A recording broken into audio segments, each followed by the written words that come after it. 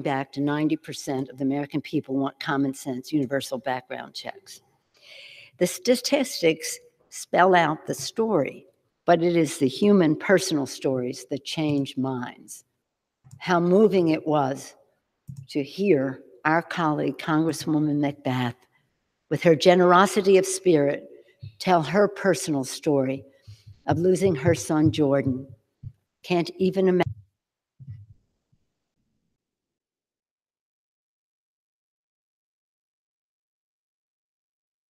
imagine carrying that burden, but turning her grief and her tragedy into action and courage to run for Congress, to stand on this floor and share her personal story with us.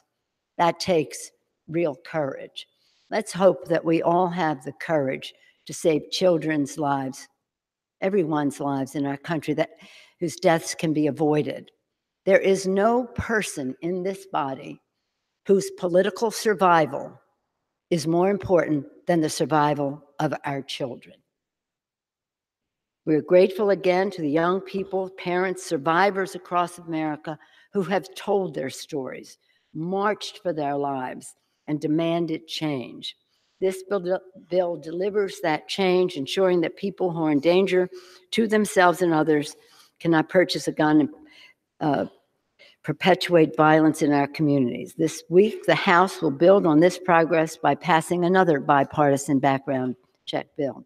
We must close the Charleston loophole that enabled the horrific hate crime at Emmanuel African Methodist Episcopal Church. We salute the Majority Whip, Mr. Clyburn, for his leadership on H.R. 1112. So tomorrow we'll vote on that. That's another part of strengthening the background check provisions. As members of Congress, again, we take an oath to protect and defend the Constitution, the American people. To honor that oath, to honor the victims of gun violence and their families, the Congress must take real action on this floor. Today, we must pass this bill and take the first steps towards ending the senseless crisis of gun violence in our nation. Again, I hope that all of us will have the courage to save lives, remembering no one's political survival here is more important than the survival of the American people, especially our children. I urge a strong bipartisan yes vote and pray that we can do the right thing and send a clear message to the families of those who have lost their loved ones to gun violence, that we have crossed a threshold here today to reduce gun violence in our country and take more steps to improve the safety of the American people, honoring the Constitution of the United States, respectful of our hunters and the need for people to defend themselves, but in doing so in a way that does not endanger others. With that, I yield back the balance of my time. Gentlelady yields back. Members are reminded to avoid referencing occupants of the gallery. Gentleman from Georgia. Thank you, Mr. Speaker, and I agree. I believe facts are important, and I believe strength to tell that, and I believe the chairman just did that. He exactly explained why this bill will not operate, because of the very fact that inside the bill itself, it does not have a registry, which I will remind the Speaker that the Department of Justice under President Obama said a universal background check bill would not work without a registry, and is on the websites of many advocates for this bill. That is just one of the areas that we look at as we go forward, in realizing that this is already gutted itself when we look at the bill. With that, I yield 3 minutes to the gentleman from Virginia, Mr. Klein. Gentleman from Virginia is recognized for 3 minutes. Thank you, Mr. Speaker, and I want to thank the previous speaker, the Speaker of the House, for her remarks, reminding us all that it is California where Michael Bloomberg and the gun control advocates have established their utopia of a land without guns. And what has it led us to? With some of the strictest gun control laws in the land, we have some of the worst incidents of gun violence in the country. Gun control measures do not address the problems of gun violence, and this bill will not address gun violence. I rise in strong opposition to H.R. 8. The legislation is an attempt to take away our Second Amendment rights, hidden under the guise that we will see a reduction in violent crime. My colleagues on the other side of the aisle claim the bill will save lives, but nothing in this bill would have stopped any of the recent mass casualty shootings that have occurred in our country. The only thing this bill does is limit the Second Amendment rights of law-abiding citizens. They'll tell you that this bill closes loopholes. However, the loophole that they believe exists is private gun ownership. And what they really want is to regulate the private transfers of firearms. If my neighbor's in trouble and needs to borrow a firearm to protect his family, I should be allowed to loan that firearm to my neighbor so that he can protect himself and his family. This is not something we should need to go to the federal government to get permission to do. The Second Amendment does not say that after you get permission from the government, your right to keep and bear arms shall not be infringed. Our founding fathers wrote the Constitution to protect us from the government and gave individuals the Second Amendment to protect themselves. I carried this Constitution every day on the campaign trail last fall. I carry it with me every day now to remind myself of those protections that were given to us, not by government, but by God. This bill is nothing more than an attempt to advance the agenda of radical gun grabbers and lay the foundation for a national gun registration scheme. I urge the House to reject this misguided legislation so we can begin having real discussions about ways to reduce crime across this great nation. With that, I yield back the balance of my time. Gentleman yields back. Gentleman from Georgia reserves. Gentleman from New York. Mr. Speaker, I now yield 1 minute to the distinguished gentlelady from Texas, a member of the committee, Ms. Garcia. Gentlelady is recognized for 1 minute. I thank the chairman for yielding, and I rise today to express my strong support for this bill, the Bipartisan Background Checks Act. Since the Brady Law was enacted in 1994, many American lives have been saved, murders have fallen by at least 32%, and our community streets are safer and stronger as a result. But our work is not done. In Houston alone, we see an average of 550 acts of gun violence per year. Too many of our loved ones are lost to senseless gun violence that could be prevented by keeping firearms out of dangerous hands. We know expanded background checks work. States requiring background checks on all handgun sales see half as many mass shootings as states without the expanded requirements. That is why I'm a proud co-sponsor of H.R. 8. This common sense bill will prevent private firearm sales to prohibited purchasers and close online and gun show loopholes. While this bill does not cover everything, it is a step in the right direction that will make my district, Houston, Texas, and this country safer. Thank you, Mr. Speaker. I yield back my time. Time has expired. Gentleman from Georgia. Mr. Speaker, may I request time for both sides, please? The gentleman from Georgia has 11 1/2 minutes. And the gentleman from New York has 15 3/4 minutes. 16, I'm sorry, 16 3/4 minutes. Thank you, Mr. Speaker. At this time, I will yield 3 minutes to the gentleman from Minnesota, Mr. Stauffer. Thank you, Mr. Speaker. Thank you. Recognized for 3 minutes. Thank you, Mr. Speaker. My name is Pete Stauber, and I was a law enforcement officer for 23 years in the great state of Minnesota, the city of Duluth. In December of 1995 at 10:32 p.m. at the intersection of 6th Avenue East and 4th Street in Duluth, Minnesota, a criminal who should not have had a firearm tried to take my life. I was shot in the head, and by the grace of God, I survived. A few years after that, while on duty in a hostage situation, another criminal pulled a gun on me. Face to face, I was staring down a barrel of a handgun. The suspect pulled the trigger, the gun malfunctioned, and I was in a fight for my life. When it was all over, by the grace of God, I was alive. The individual was handcuffed. Both those individuals were career criminals. Back to when I was shot in the head, Mr. Speaker, I begged the U.S. Attorney, along with our police department, to charge the individual with the felony, with the possession of a handgun by a felon. They didn't do it. That individual was allowed to circumvent our community for another 8 years before he was finally put in prison where he belonged. No more harming other people. Representative Collins' Mass Violence Prevention Act gets the county attorneys and our federal attorneys present to prosecute these individuals that have no respect for life. I carried a handgun for 23 years, Mr. Speaker, as a tool to defend my life or somebody else's life from great bodily harm. I support the individual right of law-abiding citizens, the right to keep and bear arms. Both my wife and I live in rural Minnesota. When we need to protect ourselves, when it takes a while for law enforcement to get there, we have the ability. There is nobody I know that wants somebody that is going through a mental health issue or a career criminal or a drug dealer to have these. We need to start respecting life. Life is precious. From conception to natural death. I am a very proud husband of an Iraq war veteran who understands the value of life.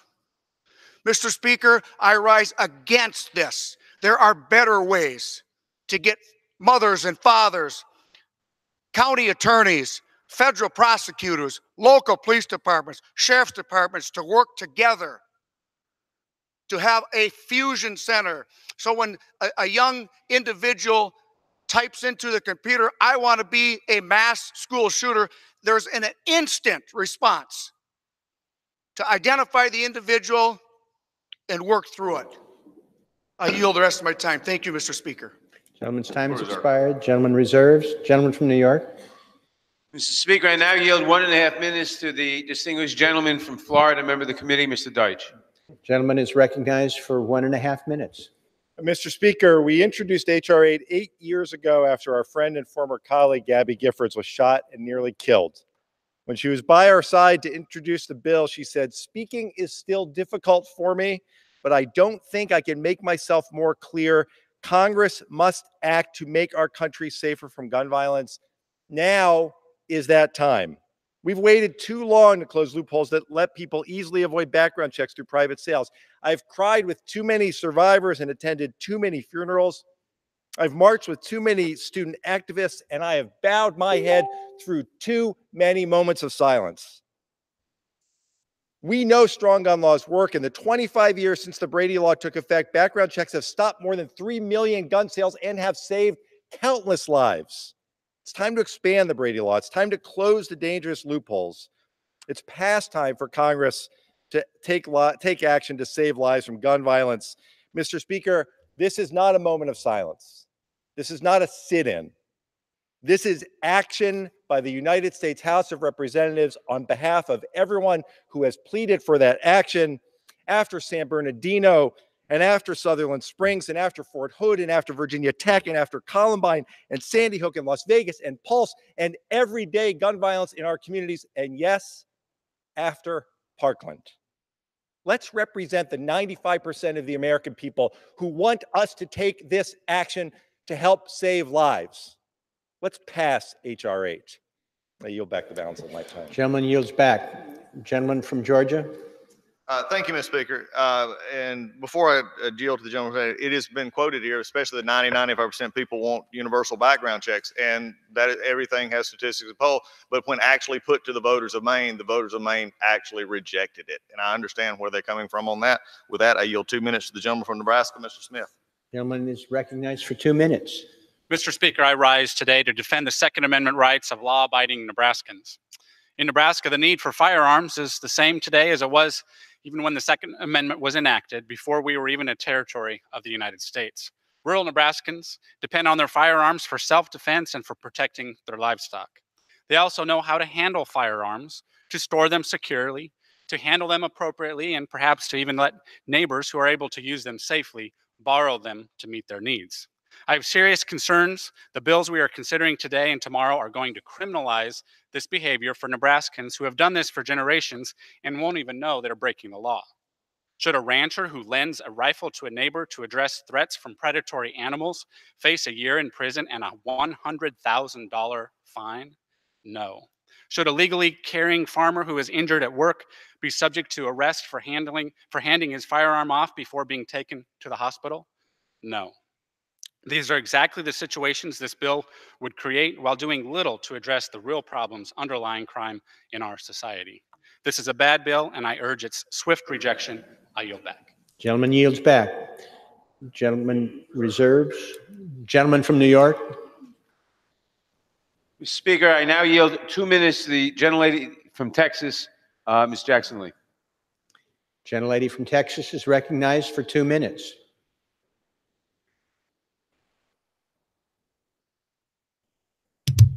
This ought to be good. I thank the chairman, and I certainly thank the ranking member for being present here today. I hold up in my hand pages and pages of mass shootings. Thank you, Moms Demand Action. Thank you to all of those who have offered themselves in this fight. Thank you to our chair, Mr. Thompson, for constant and persistent work. Through my tenure as ranking member of the crime subcommittee, now third in seniority judiciary, it has given me a picture that many have not seen. And that is that we have been fighting for gun safety legislation for almost 3 decades. It seems that even though Mr. Cohen is in a hearing right now where facts are being disputed, there are no facts to dispute the fact that people die from the hands of guns. And those who get guns are never regulated. And by no means do I want you not to have a handgun to protect yourself or to enforce gun trafficking laws or to make sure that prosecutors prosecute those for gun possession. But it begs the question, what is the question? The interpretation of the Second Amendment is no one should prohibit the right to bear arms. And as I stand here today, there is nothing in the underlying bill that is prohibiting that. It is simply giving common sense and dignity to those who died with Columbine High School shooting, Atlanta shooting, Wedgwood Baptist Church, the Lockheed Martin shooting, Living Church of God shooting, Red Lake High School shooting, Northern Illinois shooting, Santa Fe shooting in Texas, Marjorie Stoneman Douglas High School shooting, Sutherland Springs in Texas. It says that you have to have a check, a background check. It closes the gun show loophole. It gives exemptions in the issues of domestic violence and sexual assault. It allows families to transfer, ranchers, farmers, fishers to transfer. My God, what more do we want? People have died. Are we not going to show that we are committed to saving lives, not to abuse the Second Amendment, to misuse it? We can bear arms. But the question is whether or not we will recognize that there are 350 plus million Americans and there are more guns in this country than there are citizens. I beg of my colleagues, stop the mockery, vote for this bill. I yield back. Gentleman from Georgia. Thank you, Mr. Speaker. At this time, I yield 2 minutes to the gentleman from Alabama, Mr. Byrne.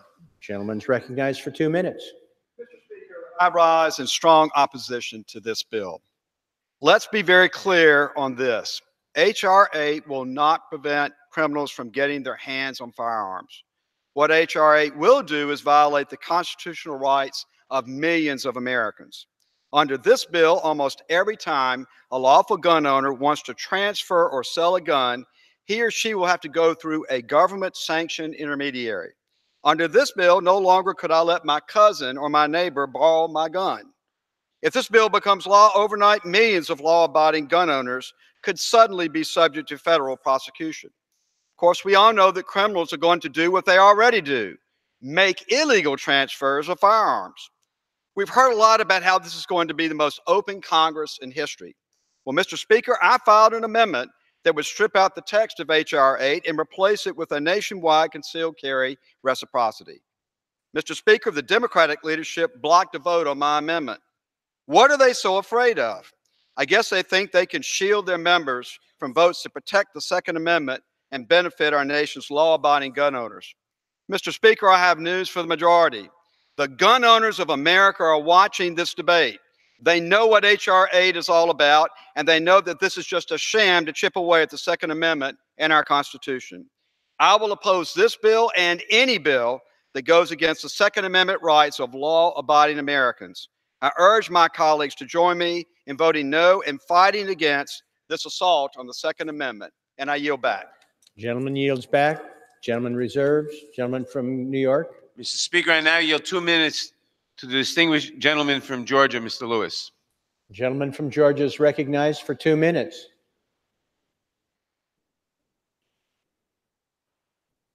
Mr. Speaker, I want to thank my friend, the chairman, for yielding.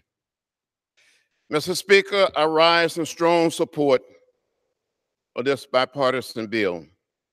Atlanta, Chicago, Pittsburgh, Portland, Charleston, Oak Creek, Orlando, Las Vegas, and many other places.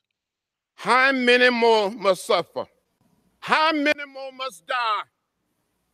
For years, the people spoke up.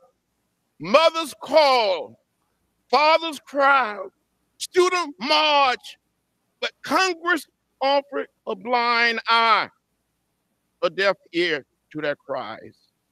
Today, we said to those who begged, pleaded for us to act, that we see you.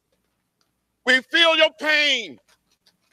We heard your cries, and we are going to answer today, now. We sat in on this floor. I want to thank the chair of our task force, Mike Thompson, for never giving up, for never giving in, for keeping the faith, for keeping your eyes on the prize. We're doing the right thing today. We have a mission, we have an obligation, and a mandate to pass this bipartisan bill that must become public law. Today, I urge all of my colleagues on both sides of the aisle to vote yes. It is good. It is the right thing to do to save lives, to stop this madness. And with that, Mr. You're back, my God. Gentleman yields back. Gentleman from Georgia? I'm on reserve. Gentleman from Georgia reserves. Gentleman from New York? I'm going to be in and Speaker, I out. now yield 1 minute Feel to the free distinguished to gentleman share that from, link with anyone you think from Georgia, should be in here if you want Mr. to. Johnson. All right. Gentleman from Georgia is recognized for 1 minute. Well, it's on the GunChannels page. I found it finally. I had to refresh. Support of HR 8. I want Okay, to well, if it commend goes the away for efforts some of reason, like, feel free to Mike share it with Thompson if somebody wants from it. California You think they for would bring introducing this positive, common sense or whatever. legislation. I don't care What if it it's simply anti-gun, does just make sure they're is respectful. require that all sales of firearms go through a licensed firearms dealer who has to run a background check. Current law mandates that all licensed gun dealers, before transferring a weapon, have to perform a background check. The problem we have in this country is the law also allows unlicensed firearm dealers competing with licensed firearms dealers to sell just as many firearms Oh, no, they don't. but without doing the background check. Against the law. That's against the law. Criminals and people who should not have weapons to have firearms, and that contributes to the proliferation of weaponry on our street in the hands of those who should not have it. It produces violence, and we're looking to stop the violence with this legislation. And so I ask my colleagues to support it, and I yield back. Gentleman yields back. Gentleman from Georgia reserves. The gentleman from New York? Mr. Speaker, I now yield 1 minute to the gentleman from California, Mr. Swalwell. Gentleman from California is recognized for 1 minute. Party vote, I guarantee you. You watch. Mr. Speaker, today we tell our fellow Americans that their children's right to learn without fear, that their own right to dance at a concert, worship at a synagogue, shop at the mall, that all of those rights to come home and to live and love are greater than any other right in the Constitution.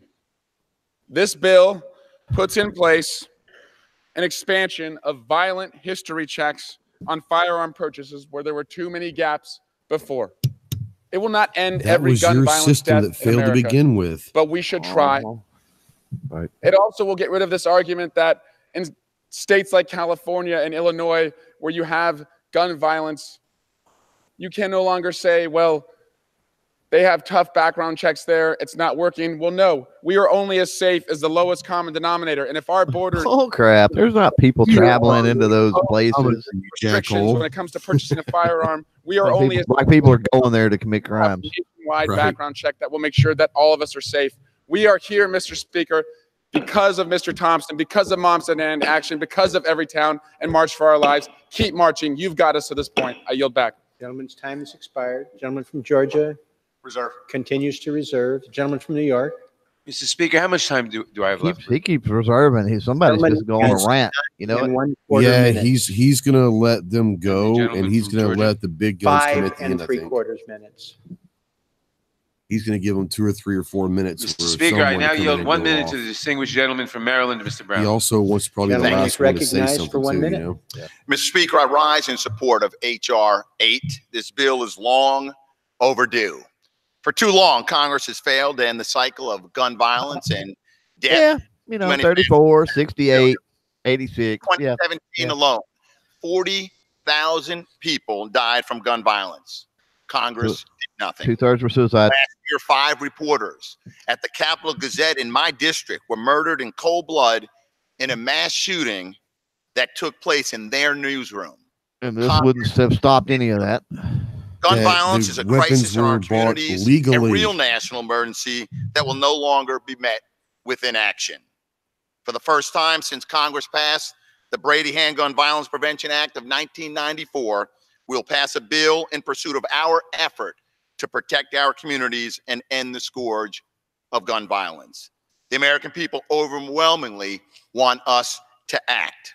And for the people, we will pass universal background checks out of the House as our first piece of comprehensive gun safety reform. Mr. Speaker, today is only the beginning. Oh, so they're calling it gun safety reform instead of gun Gentleman control. from Georgia continues to reserve. The gentleman Today's from only the beginning. Well, if this puts an end to it, how is today just the beginning? Distinguished gentlelady from Pennsylvania, member of the committee, Ms. Dean. gentlelady from Pennsylvania is recognized for 2 minutes. Thank you, Mr. Speaker.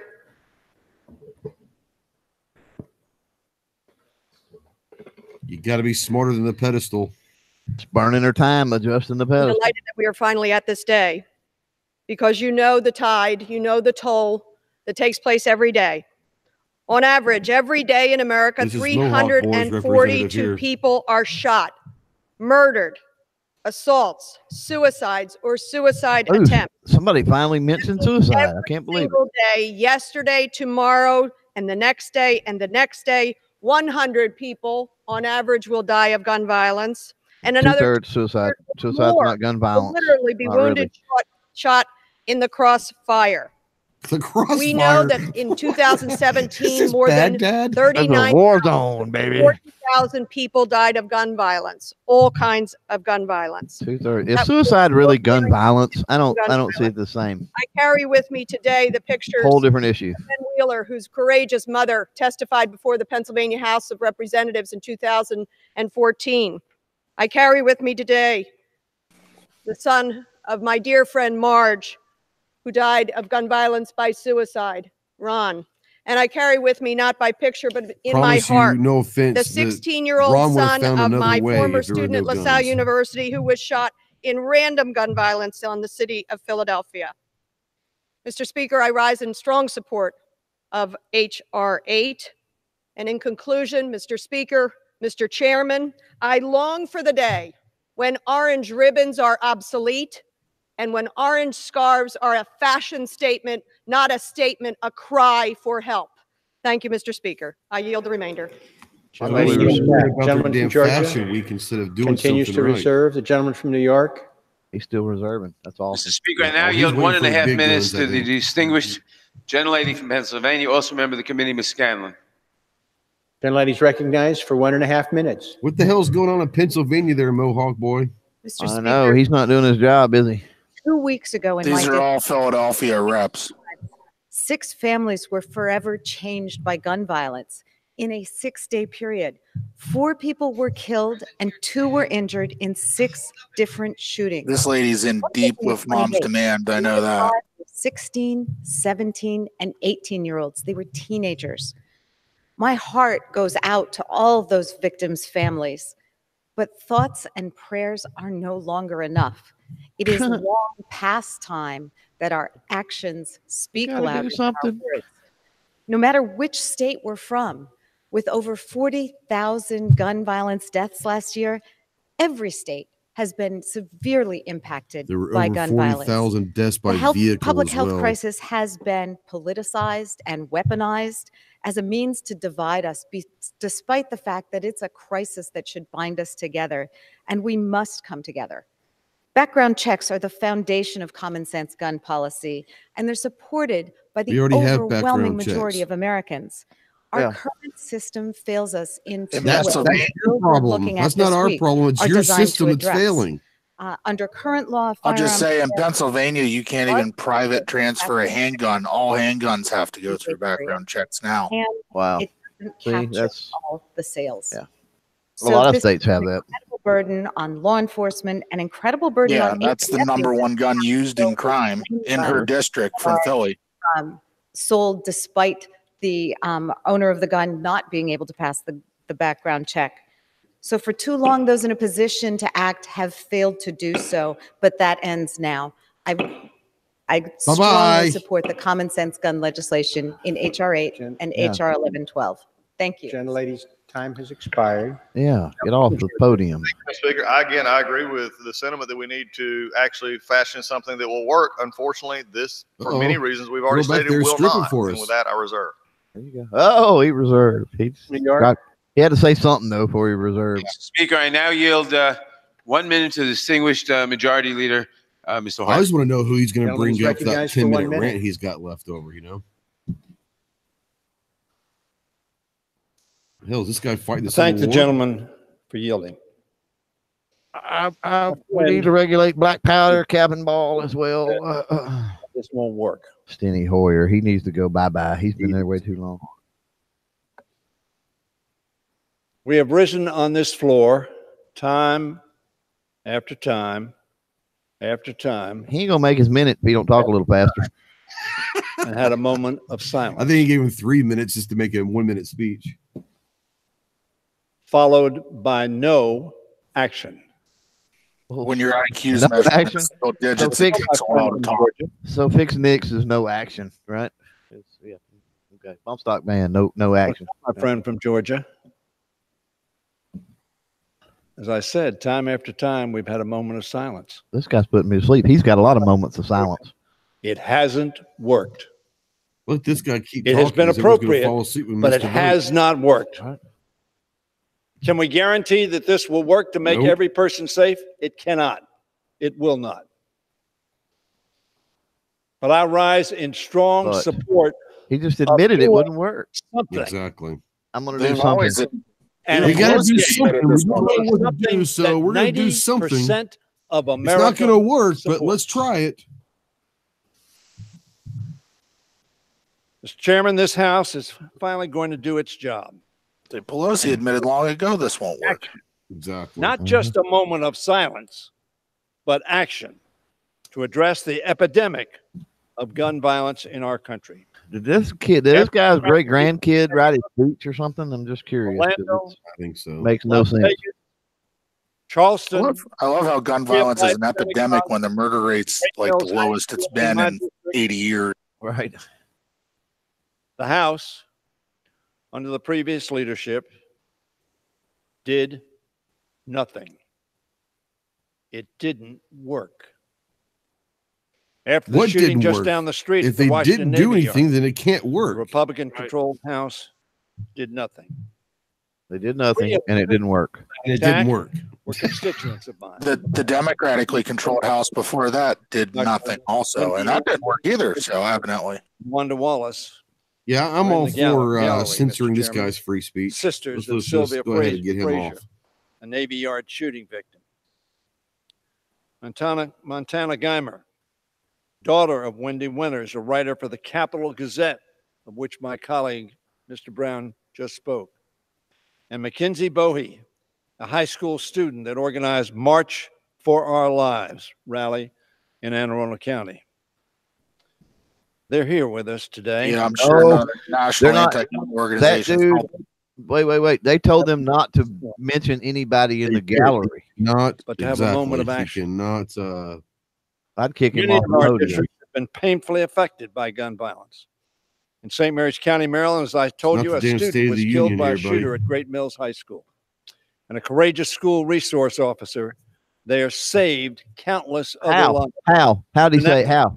Staff of the Capital Gazette were gunned down in their newsroom. For years, the American people have demanded action to address gun violence. After the Parkland shooting, just over a year ago, students marched in cities from coast to coast to demand that Congress protect them in the classroom, in the streets, in 3 of houses them of worship, that were getting and in paid. all public gathering places. I, as I'm sure many of you have had the opportunity to meet with many of the students who participated in the March for Our Okay, Lives. if we want to protect students, then why don't we have armed security at They schools? spoke in a about bill? working to achieve a Or future allowing teachers to carry. where students would no longer have to practice active We have shooter. armed bank guards to protect our money, but no armed security to protect your children. That just seems a little odd. Their courage and Did he persistence. just say that there will be a day deeply that they'll never no inspiring. longer have to practice active shooter Now, drills? Right. Yeah. With a Right. change in the majority Wow. control, we are bringing to the floor legislation supported by, as I said, 9 out of 10 Americans. Bull crap. It's I not. want to know where this poll They is. misled the English question. majority of Basically, what they asked people is they asked people, should those that have mental issues have access to firearms? And then when you answer no in that poll, they strike you down that you're for this. Yeah. That's what it amounts to. Violence, I It's a would domestic, misleading, it's a misleading question. a mental health problem.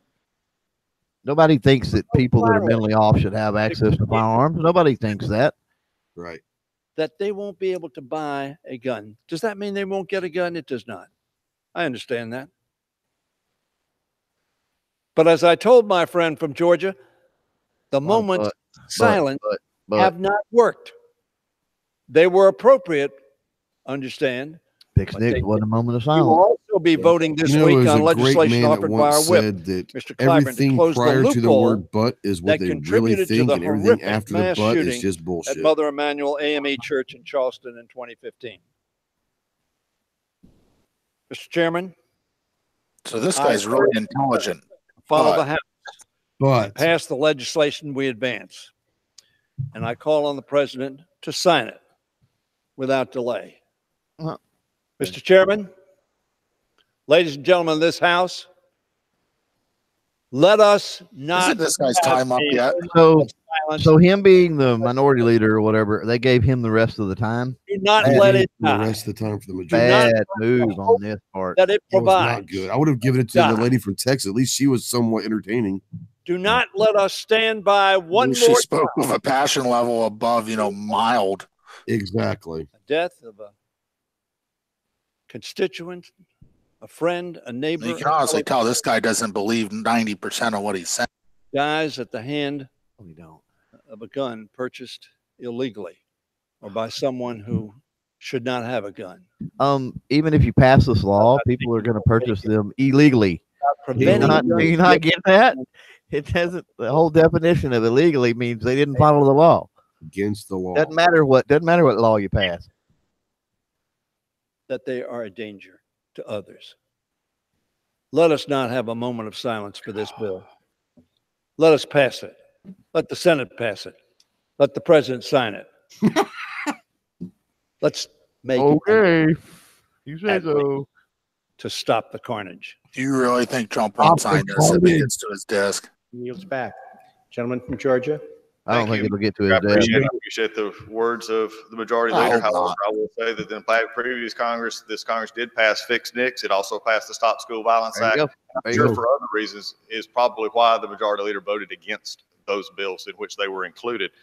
I do agree with him. The moment of silence may not have stopped, but it did call upon a higher power to realize that we are fragile human beings involved in tragedies. I will also remind the folks, and Mr. Speaker yourself, that this bill will also not do what has many times been promoted for it to do, because any of these mass violence episodes would not have affected by this bill. With that, I yield 3 minutes to the gentleman from Louisiana, Mr. Scalise. Oh, they wouldn't let him speak yesterday, so they're letting him do it Thank right you, here. Mr. I Chairman. love it.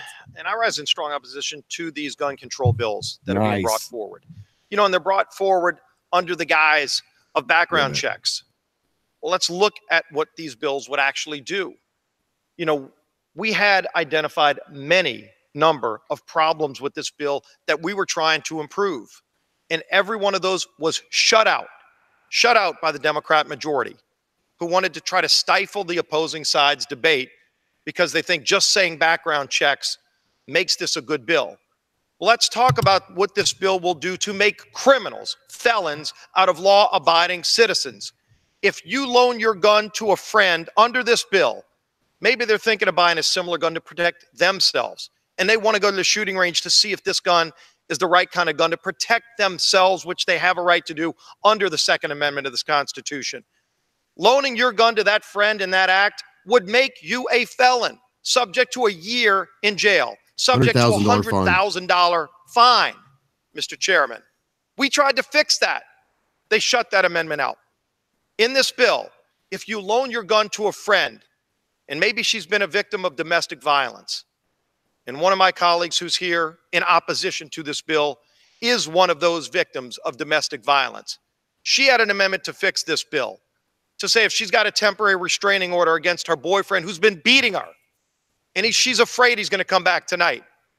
Under one of the bills, if she goes to buy a gun tonight and the fix-nix system isn't working, she might have to wait 20 business days to get that gun. Now, good luck if the boyfriend shows up to beat her up that night and she says, don't worry, I'm on day 8. I only have another 12 days before I can buy the gun. Will you come back so I can defend myself then? Do you really think that's going to happen? You know what that means to her. So in the bill, we said, what if you can loan your gun to her? If she goes to you, she goes to a friend and says, I know you have a gun. I don't have a gun. I'm trying to protect myself because I've got a TRO, but I know he's going to probably come back. Under this bill, you will be a felon, a year in jail, $100,000 fine. We tried to fix that too, Mr. Chairman, and they shut that amendment out. Yep. That's what this bill does. They wouldn't even And let oh, by him the way, speak. we're talking about law-abiding citizens here. If you go home with a buddy and you try to loan your gun to a buddy, they say there's an exemption in the bill, but it's written so vaguely that you not only need to bring your hunting partner, you might need to bring your attorney to find out if loaning your shotgun to your friend makes you a felon under this bill. These are law-abiding citizens. These are people who use guns to defend themselves, which is the basis of the Second Amendment. Our founding fathers believed every American has a right to defend themselves because every day on average in this country, guns are used by good people to defend themselves against bad people. And it's going to make it harder for them to get access to these guns to defend themselves. And so again, we tried to fix some of these problems. But let me tell you about another problem we tried to identify and fix. If you loan your gun, you will be a felon. 30 more seconds. 30 seconds. So they've Yield the gentleman already 30 seconds. 30 seconds. Gentleman's recognized. Do you understand 30 seconds? So now we've identified areas of law-abiding. He had to take his shoes off to count to 30. Give him a break. They wanted that to stay in place. So what is that motivation? But then we identified another problem. If someone who's in this country illegally goes to buy a gun and the system flags them, and it says, wait a minute, this person's not even here legally. They're breaking federal law trying to buy a gun. We said we should notify ICE so that at least our Border Patrol agents in the interior can deport them. They blocked that amendment. So now a law-abiding citizen can become a felon under their bill, but someone who's here illegally trying to buy a gun in violation of law can't be turned over to authorities. This is a bad gun control bill. We ought to reject it, and I yield back the balance of my time. Gentleman yields back. Gentleman from New York.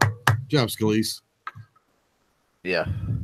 You know, one thing that is brought up and I'm thinking about, all of these youth organizations and stuff like that. Those guns are going to be like in a club manager or something's name. Gentleman reserves. And historically, I would always allow kids to take those to competition or whatever. Speakers at this time. Yeah, that's going to be totally screwed. Yep, not anymore. You better have a stack of 4473s with you everywhere you go. I'll reserve. Right. How about just places that rent guns? Are they even gonna be allowed to rent pistols anymore? Well, they'd be on location. They'd be on Persons location, in the so, gallery, yeah. if they're here as guests of the Oh, house, okay. any manifestation of approval or If you're there with them, it'd be all right. proceedings is in violation of the rules of the House. And members are reminded to avoid referencing occupants of They the don't give gallery. a shit about the rules. Gentleman from New York. Thank you, Mr. Speaker. I now yield 2 minutes to the distinguished author of the bill, the gentleman from California, Mr. Thompson. Oh, God. For yielding. I was asked to talk about some of the outrageous allegations that were made about this bill. And There's Jimmy Stewart. already Sound like cleared Jimmy Stewart. the $100,000 fine that we're hearing from the other side. It's Mr. it's Smith did go to $1,000. Washington, apparently. As Apparently. out. We also heard that this isn't constitutional. Well, the Constitution is pretty clear. Individuals have a right to bear arms. Nobody's disputing that. As a matter of fact, it was settled in the Heller versus the District of He does sound Columbia. like Jimmy Stewart, But though. also in that opinion was Justice Scalia's remarks that stated that government also has a responsibility and a right to regulate firearms. That's all we're doing. We're saying that people who are felons, domestic abusers, dangerously mentally ill, Already that way. or others shouldn't be able to have guns. I don't think anybody can dispute that. And how do you find out if you don't do a background That check? 4473 always does that. Oh my God. 100 times. This won't work. Well, we've been working on this for 6.5 years, ever since Sandy Hook. We've pleaded with the other side to work with us, have a hearing. What are your ideas? Absolute silence from them. Absolute silence. This does work. We know that licensed dealers stop the sale of firearms to 170 felons every day, 50 domestic abusers. I'd love to see where that because they're stat required comes to do from. background checks. But in some states, that same individual I bet you can it's be right. found to be 170 prohibited, in walk America? outside and go to a Oh, gun the whole show or country, go 170 a day? I online bet you and that's buy a probably gun pretty without accurate. the benefit But that's of what it's a supposed to do. background check, and that is If they're not wrong. supposed to have a Countless gun, speakers then from it's the other supposed side to of the stop aisle them. said this wouldn't have stopped. Yeah, but how many of those are actual felons and how many of those are actually reversed after they check into the background? My friends, if that's your standard, if you will only support Most a bill, felons know that you will can't stop walk into a gun shop and buy a gun. will stop every death by a firearm, that means you want to get rid of all guns, and no one on this side of the aisle is saying that. He's accusing the Republicans of wanting to Only get rid way of all we the can guns. ensure that there'll never be another person murdered by someone with a gun is to do away with all guns. Bull We've crap. from day one, Not going to do away with all the guns. just today on this floor, this will not stop every death, but it will stop some, and it's certainly worth pursuing. I urge your aye vote. Yield back to Val. It's the if it stops just one argument again. I think, Mr. Chairman, and is this now, Mr. Chairman, the final speaker? Who's he got? I'm prepared to close. We're prepared to close as well. Okay. Mr. Speaker, before I close, I would like to say that I agree with the statement from the gentleman just now that there are maybe the ones turned away every day. The problem is there's only 60 a year prosecuted for what is a crime. Right. This doesn't address that. With that, and I yield the remainder of our time to the gentleman from North Carolina, a federally licensed firearm dealer, Mr. Budd. There we go. Friend from Here we Georgia, go. Mr. Collins, for allowing me the time, and Mr. Speaker, thank you as well.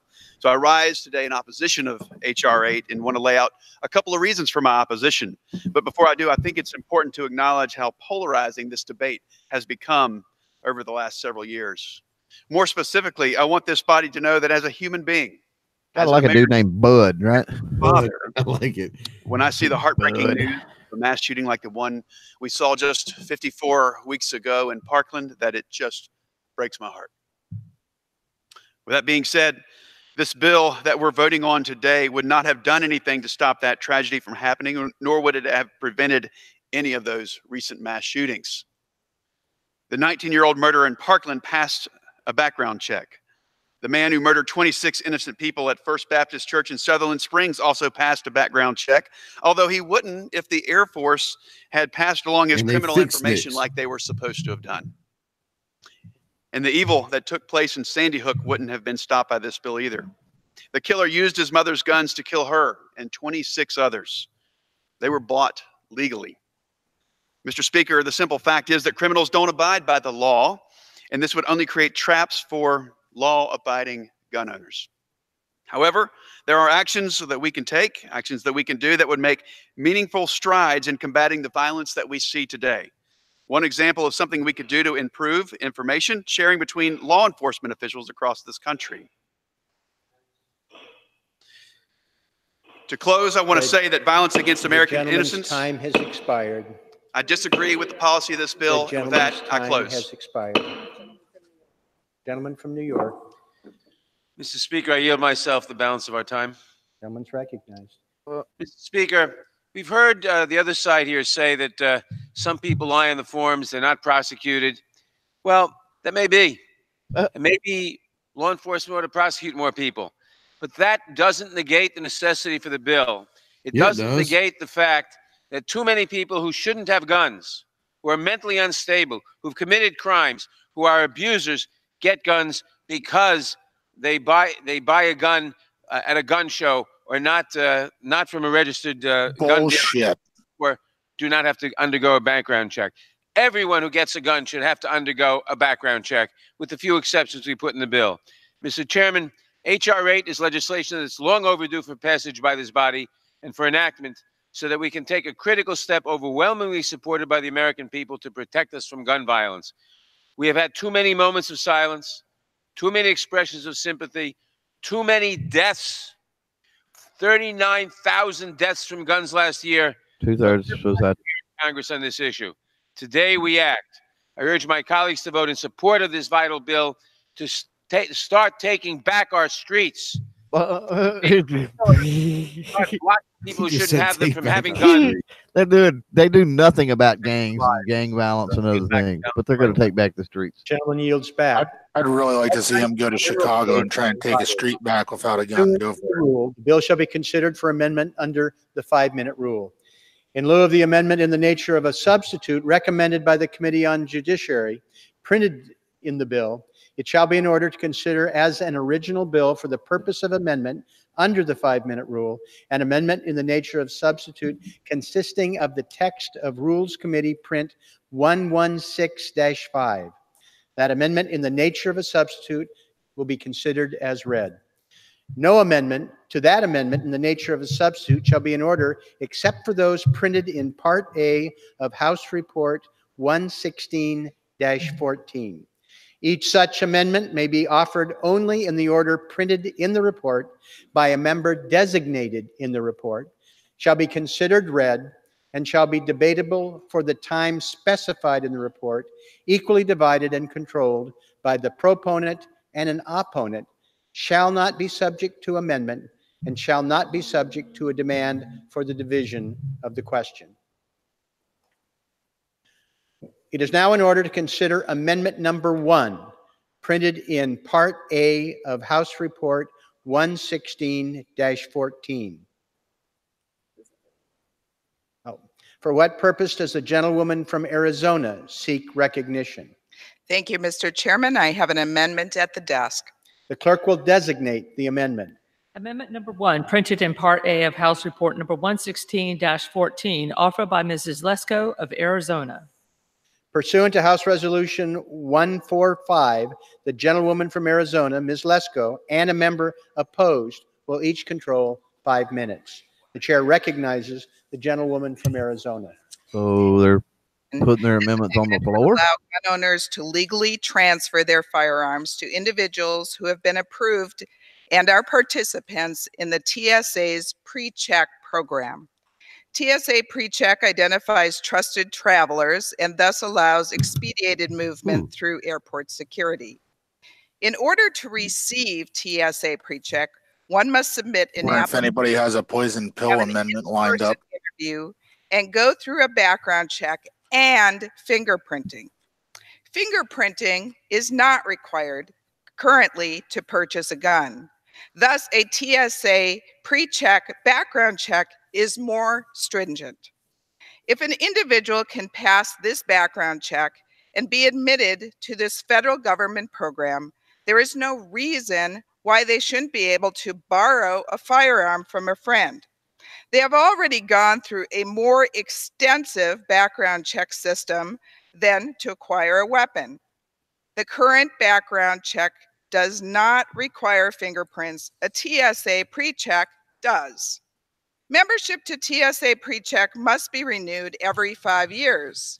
Again, the TSA Lady, pre-check just process screwed us requires because now they're going to sit there and say, you know, you're and right. an So let's do add a in-person interview. fingerprint amendment to The this. process currently for purchasing a gun requires neither of those under federal law. It appears then that TSA pre-check background is more extensive process. She's got to get this lady HR under 8 control. restricts not only the Something's going on in purchase, Arizona. but also the everyday gun transfer for law-abiding Well, this citizens. is all those compromises right here. Many other Republican amendments, including I think I had 5 others that were not made in order, seek to give some relief to law-abiding citizens from this overarching and burdensome legislation. Okay. In She just keeps rambling on with the same stuff. So, but I've got a question. She just sparked something to my mind. Talking about the And transfer this wouldn't work. This wouldn't work at some point. firearm. But all we're talking about here, there's no national registry. All we're talking about here is that all your transactions have to go through a dealer. Overarching. Well, what about people that own dozens or hundreds or whatever of firearms? It's a lot of If this passed and I bought something next week from somebody on the street, you know, face to face, and then the following week something come up about it, I could very easily just say I bought it 2 years ago. Allow there you go. Unless you're talking a new production, something. There's no way to track that. There's absolutely no way to enforce this crap. Handing someone a firearm. They don't worry about. I mean, years down the road, there is. You know what I mean? Very narrow situations. In What's fact, that? as I said yesterday, I mean, years down the road, you can. I mean, if you got caught 10 years from now, and you know, and with something, and the question come up, and you'd say, well, you know, I bought this, you know, I got this back in so and so, and they're like, nah, they weren't available, you know, for sale then. You know, then I mean, yeah, I mean, you got an issue there, but it's yeah, it doesn't make any sense. Thank you, Mr. But Speaker. they don't I worry rise in about opposition to enforcement. this amendment because it is It fatally makes sense when you think about the next step is they'll have a national registry when this doesn't work. That's background exactly check what the requirement next step for is. anyone who's And that's going to be HR whatever. It's coming out TSA next week. I pre-check bet. program of the Department of Homeland Security. Exactly. If they can't get it through this time, then they'll point when there's a mass shooting after this passes and say, look, this didn't stop it. Now we got to do this. Including people with disqualifying mental health conditions and some criminal convictions to obtain firearms without a background check. The current background system, the National Instant Criminal Background Check System, was designed specifically for background checks pursuant to the Brady Handgun Violence Prevention. He's not even rebuttaling her amendment. No, he's just going on something else. He's just doing his talking points. No other federal database contains. And the TSA does not check Oh, here we NICS go. determining a person's eligibility for the TSA pre-check program. Although participants in the pre-check program have had their criminal backgrounds vetted, the standards for approval and participation in the pre-check program are not the same, and in many cases are more lenient than those which prohibit firearm possession and purchase. For example, the NICS searches the records of people prohibited for mental health reasons during a firearms background check. These mental health reasons, though, are not part of the TSA pre-check search. If all these NICS stuff is so stringent, then why isn't it stopping more of this stuff? These mental health records in the NICS indexes, making it the second most populous category of prohibited records for firearm purchase. Because the Department of Homeland Security does not have access to these mental health records for pre-check program purposes, individuals who have been adjudicated to be disqualified to own firearms for reasons of mental condition or have been committed to any mental institution may be accepted under the TSA pre-check program, but are not legally able to possess a gun. Under this amendment, they would be legally exempted from the background check requirement and would be able to get a gun despite being legally prohibited from doing so. The TSA bars people convicted of certain criminal offenses, such as rape or aggravated sexual abuse, from You know, participating. that's true. You know, the TSA has to do with travel, right? That doesn't have to do if you're a felon or whatever. Felons can still travel. So, you know, I sort of get what he's saying there, and so that makes me wonder on her part Did she not do her homework, or is this is it just a, That's my point. I said she's screwing us right now. is it political? Is it political theater, or like Ariel was saying, she's trying to throw some kind of poison pill in there that some of the Democrats won't go for? Age requirement. She was not. This doing amendment would allow us any people good. under the ages of 18 and 21 to purchase firearms I illegally. think it was just Just poorly don't- thought out. A NICS background check. Because don't Furthermore, think for a second this isn't a game. The background check It's definitely a chess game. system may not be advised. Well, this is all a game. This is mostly all grandstanding anyway. The Dems know they have the votes to pass it in the House already. Unless an amendment gets in there, like the poison pill you were talking about or something, that could definitely pull some. But they already know what's going to be attached. They've already This amendment, discussed this you get the gun, off air. I mean, they know what's going to happen today. Both Without a sides. background check, Yeah, most likely. a pre-check program would not have picked it up. These I shortcomings. think any amendments have to be presented before this, actually, so they've all had a chance to Hey, read dude, it. what I'm saying is, you don't think that there's Prevent aides potentially talking back and prohibited forth this purchases whole from time obtaining saying, hey, firearms. Licensed give dealers us this, should we'll give you conduct this, and we background want to checks attach on this amendment, participation- or participants whatever. in the pre-check program They know as what's they coming. would with any other member of the public. Why do you think he has A talking blanket points on the exception to this TSA amendment for right after anyone she who started talking about participates in the TSA? TSA He had pre-check talking program points on it. would undermine the bill's knew it was ability coming. to enhance public safety because it would enable people. He evidently actually read the amendment. See, at least he actually read something instead of just passing it to find out what's in it.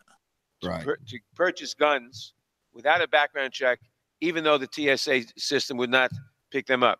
The TSA system is not a substitute for the background check system. It doesn't pick up many of the crimes.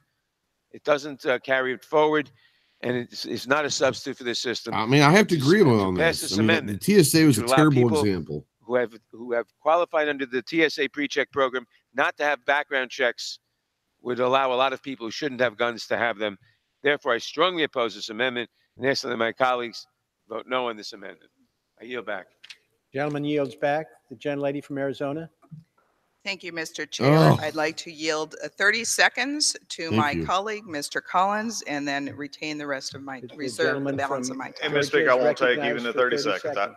I appreciate, Mr. Speaker. I won't even take 30 seconds. I just support the amendment. I think it is good. And many of the flaws that we've seen in this bill so far, this is an amendment that actually works. I yield back. The gentlewoman from Arizona. Thank you, Mr. Chair. Mr. Nadler, in his statement, said that my amendment would allow dangerous people to get guns.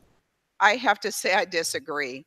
I am the ranking member on the Homeland Security Subcommittee that deals with TSA, and the TSA pre-check system is more stringent than the background currently required You already to said obtain a this. gun when you purchase it. Again, it requires a fingerprint background check and an individual interview. So does CCW, but that's not mattering apparently. You know, we had offered a number of amendments to help this bill become less burdensome on law-abiding citizens.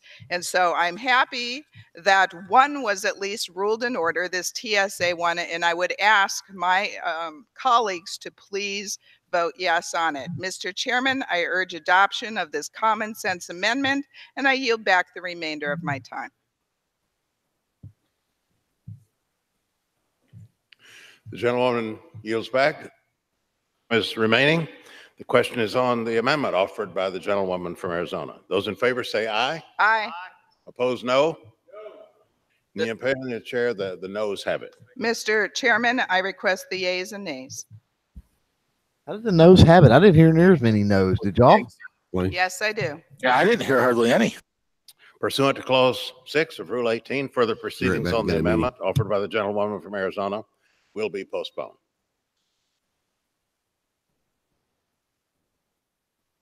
Now, in order to consider amendment number 2, printed in Part A of House Report 116-14. For what purpose does the gentlewoman from Pennsylvania seek recognition? Mr. Speaker, I have an amendment. dear. to that. The clerk will designate the amendment. Amendment number 2, printed in Part A of House Report number 116-14, offered by Ms. Dean of Pennsylvania. Pursuant to House Resolution 145, the gentlewoman from Pennsylvania, Ms. Dean, and a member opposed will each control 5 minutes. The chair recognizes the gentlewoman from Pennsylvania. Thank you, Mr. Speaker. Thank you, Mr. Chair. I will claim as much time as I may consume. I rise to offer an amendment to H.R. 8, the Bipartisan Background Checks Act.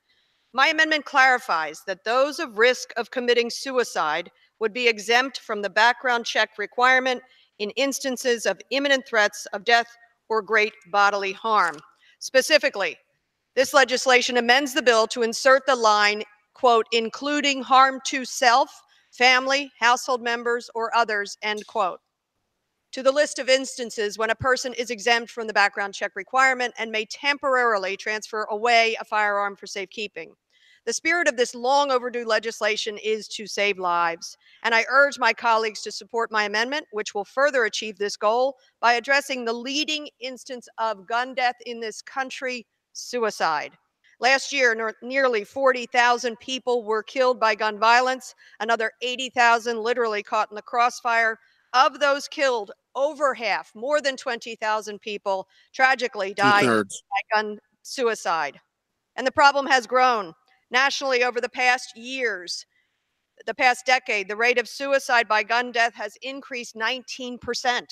This is a problem that grips our entire nation. In my home state of Pennsylvania, there has been a 24% increase in gun suicide over the past 10 years, claiming the lives of over 14,000 people.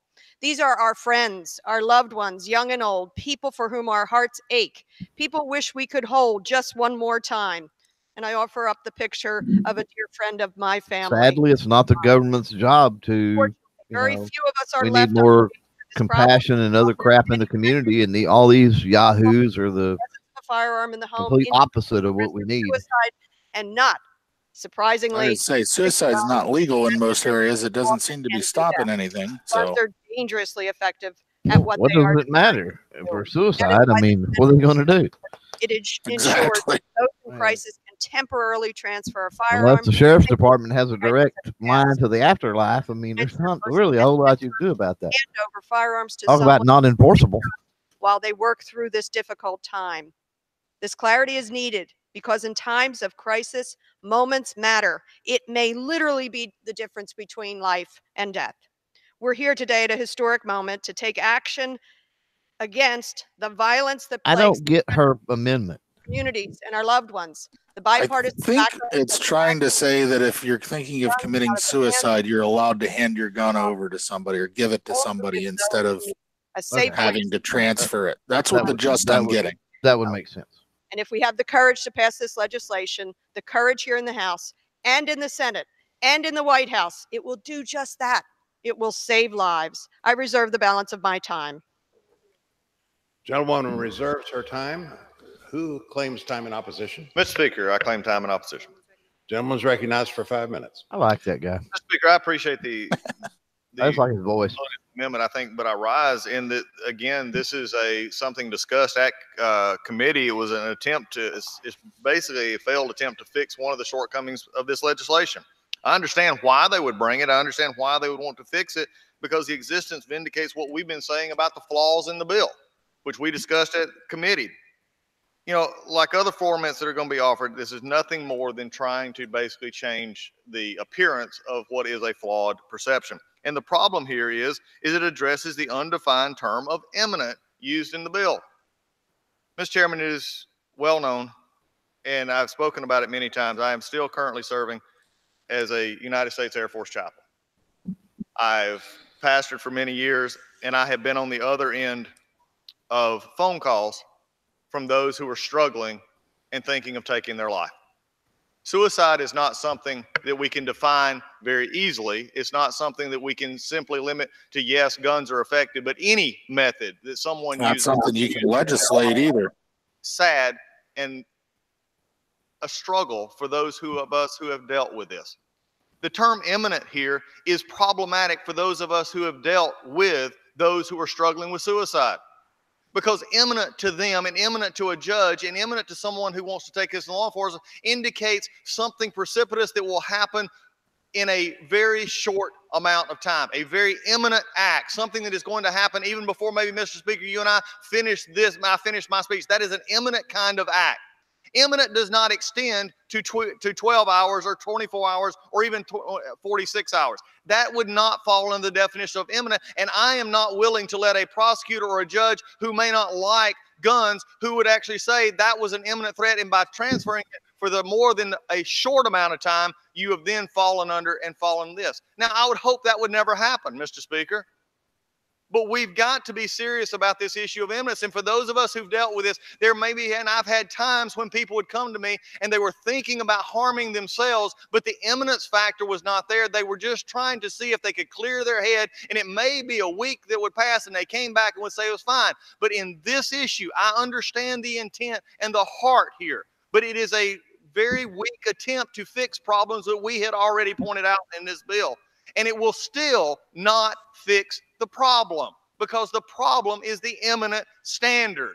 That's the part that we're struggling with. And we can disagree about this, and I'll respect the gentlelady if she disagrees, and would expect her to. But let's remember, this is carried out if, for say, which I would hope would not happen, this bill actually becomes law. It then will present a problem for those who have to enforce it and those judges who would have to interpret it. We have to remember that our actions here, that we vote on words on paper, not aspirational ideas. Those are happy thoughts, not words on paper. And the only thing that the courts can do is vote on words on paper. I appreciate the gentlelady bringing this. I support the intent, especially with the dealing with suicide, which many of us have worked for, and the tragedy that it leaves in the wake of so many. But please understand, my opposition to this is it is still a flawed product because we've not dealt with the very issue of imminence in this legislation and this amendment, Mr. Chairman. And with that, I will yield back the balance of my time. The gentleman yields back his time. Gentlewoman from Pennsylvania. I yield 1 minute to the gentleman from New York, the distinguished Chairman Nadler. Gentleman's recognized for 1 minute. Thank the gentlelady for yielding. I support the amendment, which I'd requires rather hear her talk. background check requirement. I can't stand that dude. Death or great bodily harm would apply to someone who is You can look at him and just tell he's a weasel. You know, he's just got that weaselly look. Number of exemptions to the background check requirement include circumstances. He's a New York politician. What else do you expect? They may temporarily transfer a firearm until the danger is past. This is a limited and reasonable exemption that only applies to those who fear they will harm themselves so that they may temporarily surrender their weapon. I listened to the gentleman from Georgia, and I appreciate he doesn't think that the amendment goes far enough or solves the underlying problems of the bill as he sees it. But even from his point of view, it should go in the right direction. So I urge everyone to support this amendment. I yield back. Even though it doesn't do anything, really. How about the right direction is we just don't pass the bill? Gentlewoman's recognized. I thank you, Mr. Speaker. I thank the chair. I thank the author of this bill, Representative Thompson. And I thank all of the tireless advocates who have worked to bring us to this day. Well, the problem they're pointing out on the Republicans are pointing out is this whole imminence and temporary. It's like, who decides that, first of all? And then second of all, let's say it's a domestic violence issue. And let's say that they're 10 years. This dude's beating his girlfriend or whatever. She gets a restraining order. She does all of this stuff. But he's free and clear. You know what I'm saying? He's not in prison. So she's got to look over her shoulder potentially the rest of her freaking life. That's not a temporary measure. Safety of our citizens, our neighbors, our friends, and our family members. I urge my colleagues to support this amendment, and please support this bill, H.R. 8. Well, that piece of paper, that restraining order is going to protect her. That's what they believe. And it's on the amendment offered by the gentlewoman from Pennsylvania. Those in favor say aye. Opposed say no. In the opinion of the chair, the ayes have it. The amendment is agreed to. I didn't hear anybody. I didn't hear anybody do anything. That's such a BS way of doing stuff. But push a button or something and show the votes. Number 3, printed in Part A of House Report. That's aggravating. 15-14. For what purposes does the gentlewoman from Oklahoma seek recognition? Uh-oh.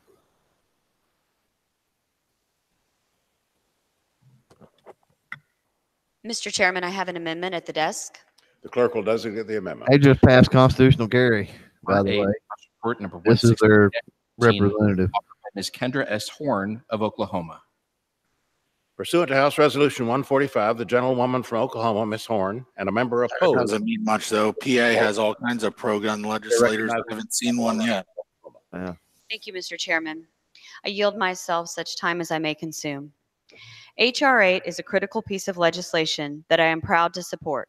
Congress needs to act to cut down on our nation's widespread gun violence. We must close loopholes that give buyers and sellers a way around background checks. There is no reason vendors at gun shows or online should be exempt from the safety measures other merchants must obey. We should also vet sales between They're two not people. vendors or merchants. That is not to say that there should They're be individuals. My amendment carves out protections Everybody for with a booth, people for the most part, needs to have an FFL at a gun show. sexual assault, stalking, and domestic abuse. The underlying If they bill sell guns. already creates an exception to the background check requirement There's a lot of gun shows that require that now anyway. if the transferee is at imminent risk of death or great bodily I've harm. never actually gotten a booth. Our I've been in a amendment few before. meant to We make worked some back during an post 2013 exception for apply a couple of years. these are We were protecting working about 2 gun shows a month, does different places and stuff. And there are some promoters that don't. I mean, if you're going to sell guns, you got to have an FFL. When I talk to But Oklahomans, people can walk in with them and walk around and trade and sell. That's fine. But if you've got a booth, you have to have it, and you're selling, you have to have an FFL. policies that would protect And I'll just say, I go to a lot of gun shows. Most of the people walking around and selling stuff, it's usually old, like milsurp stuff that they're selling. and acknowledge there are steps we can take to save lives and find a path forward to do so. H.R. 8 does just that. It increases safety without limiting our Second Amendment rights by implementing common sense policy. But when we take these common sense steps, we need to acknowledge our power to create unintended consequences and to prevent them. That is why I'm offering this amendment in addition to my commitment I wonder to if she realizes that the largest gun show in the world is in her backyard. and families. I bet she Between doesn't even know that. 2017, I bet she didn't even know that. domestic violence fatality. Seriously doubt that. Nearly 1,700 people were killed in our state because of domestic violence. In 2017 alone, 91 Oklahomans were murdered. The National Intimate Partner and Sexual Violence Survey found that nearly 2 in 5 Oklahoma women will face some form of domestic abuse or sexual violence during their lifetime. 91, crap, that's a weekend in Chicago. Ranked in the top 5 states for women killed by men in one-on-one homicides.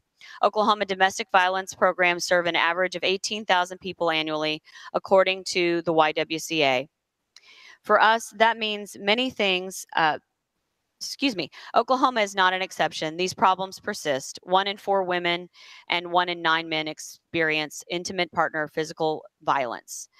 These people deserve to be protected. For us, that means things including strengthening and reauthorizing the Violence Against Women Act and investing in support services and family justice centers. But it also means we need to empower people to protect themselves. That is why Congress should pass laws to strengthen background checks and create How does that empower people to protect themselves when you restrict them from being able to get a gun? That's an oxymoron. For time. Who claims time in opposition? That doesn't meet the logic there, I don't think. Is recognized for 5 minutes. Mr. Chairman, I come before it. I understand the need or want to do this is to make many things that actually came in discussions in our committee about some of the problems that we found here. And this is a mere submission is another tactic admission that the Democrats understand the flaws in this bill.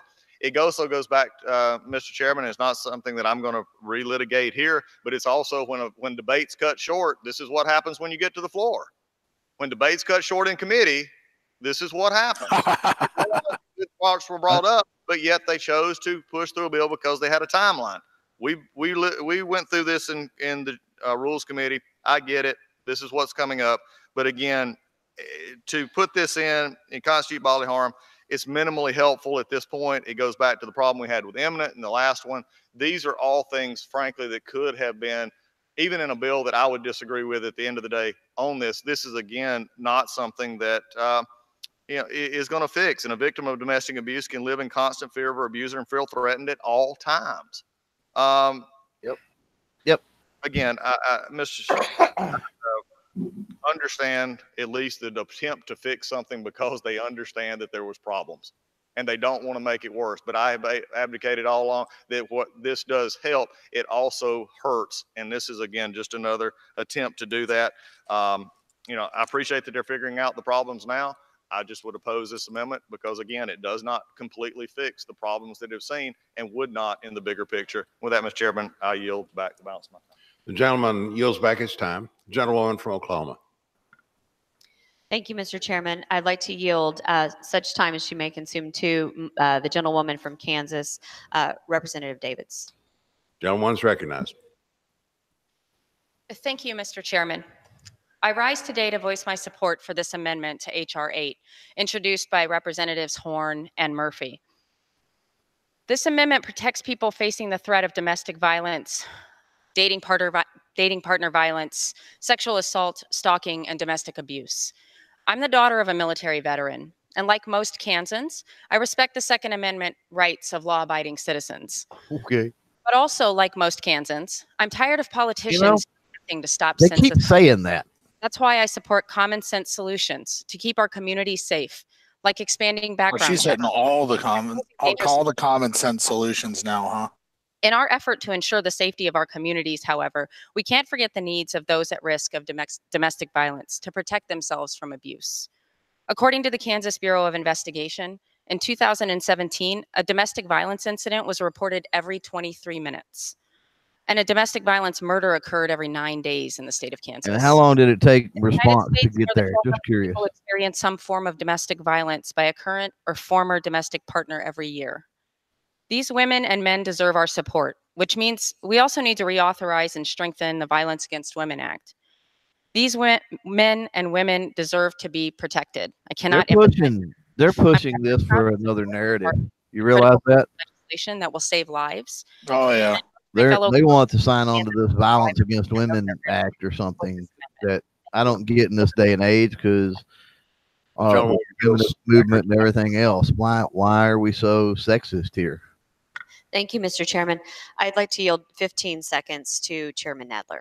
What? There's no way he's going to talk in 15 seconds. Lady from yielding, I support this amendment, which clarifies that great bodily harm is included and an exception to the bill's background check requirement includes domestic violence, sexual assault, stalking, etc. It's a good amendment. I urge people to support it. Gentleman yields back. The gentleman from Oklahoma. Thank you, Mr. Chairman. I'd like to simply close by reiterating the importance of H.R. 8 and my support for it in this amendment and clarifying and That was protecting just him to get up to tell people, yeah, you're supposed to vote for this one. domestic violence, stalking, and sexual assault. And I'd like to thank Congresswoman Stephanie Murphy, who co-sponsored this amendment, as well as Congresswoman Davids and Congressman Nadler for their remarks. And I yield back the balance of my time. Gentlewoman's time has expired. The questions on the amendment offered by the gentlewoman from Oklahoma. Those in favor say aye. Those opposed say no. In the opinion of the chair, the ayes have it. Yeah, I heard ayes. I didn't hear any no's. Yes, for the roll call vote on that. The gentleman from New York.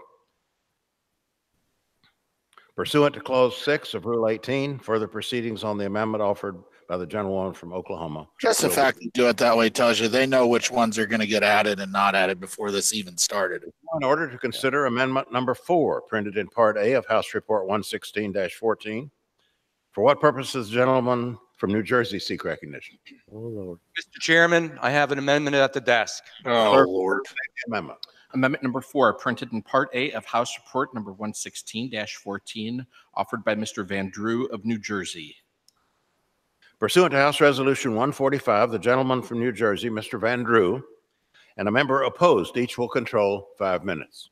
The chair recognizes the gentleman. Nothing good will come out of New Jersey. I yield myself as much time as I may consume. Gentleman's recognized. My amendment clarifies that the exceptions for gifts and loans of firearms between parents and their children applies to step-parents and stepchildren. The reason I offered this amendment is to recognize the relationship. That's actually a good amendment if on a crappy bill. You know what I mean? Is sometimes stronger or Yeah, I'm literally shocked that's from a Democratic representative from New Jersey. The parents of one of my don't get me wrong, a polished turd is still a turd, but you would never know it because they are all so close and love each other so much.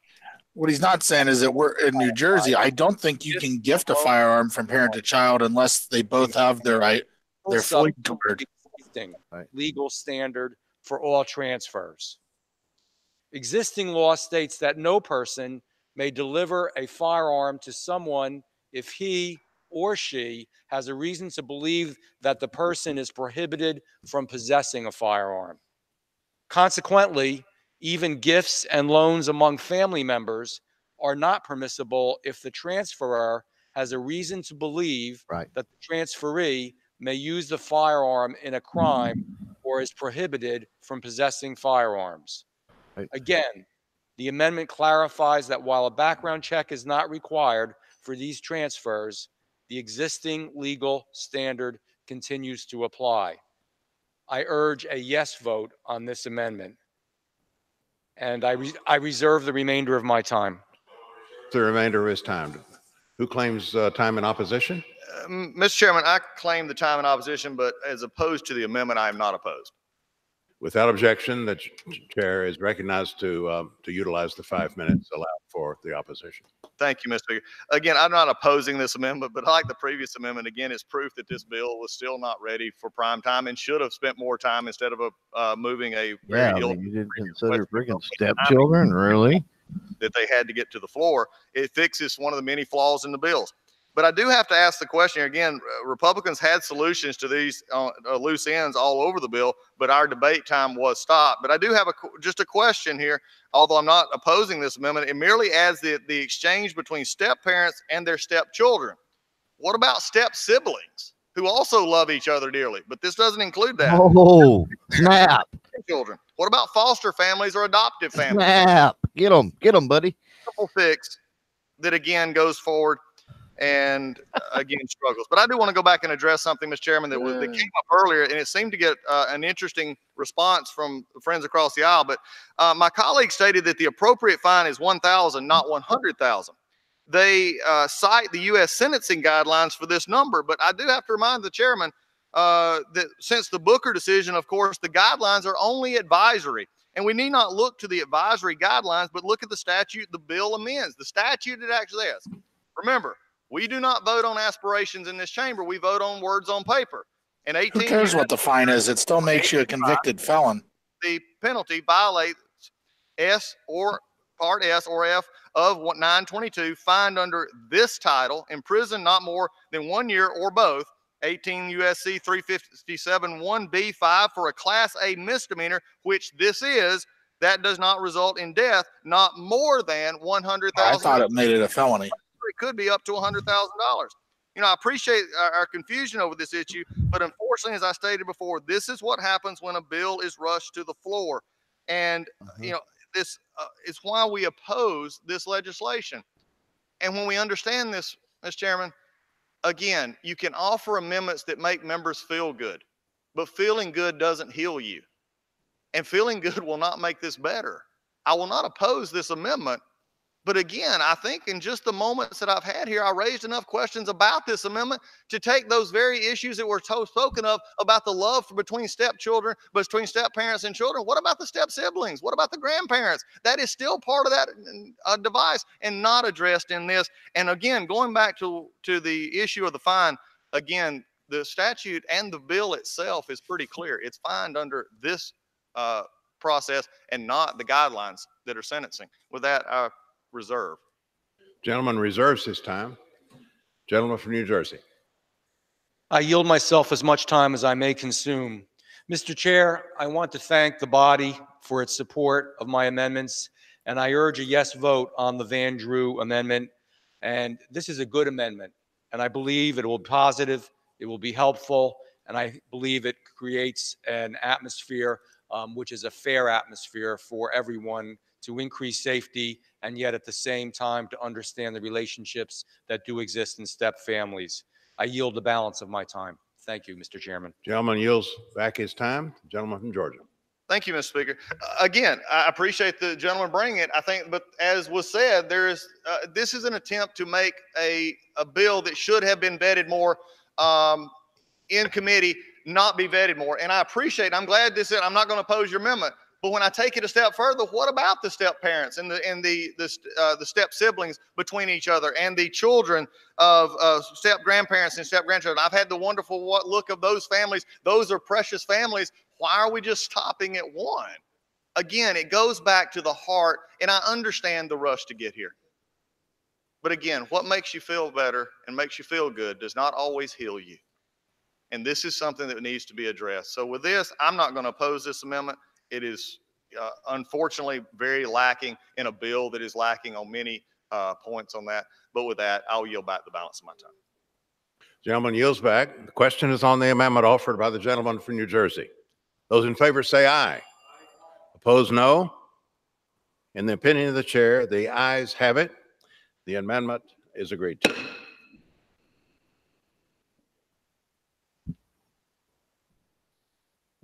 They just muddied the water there.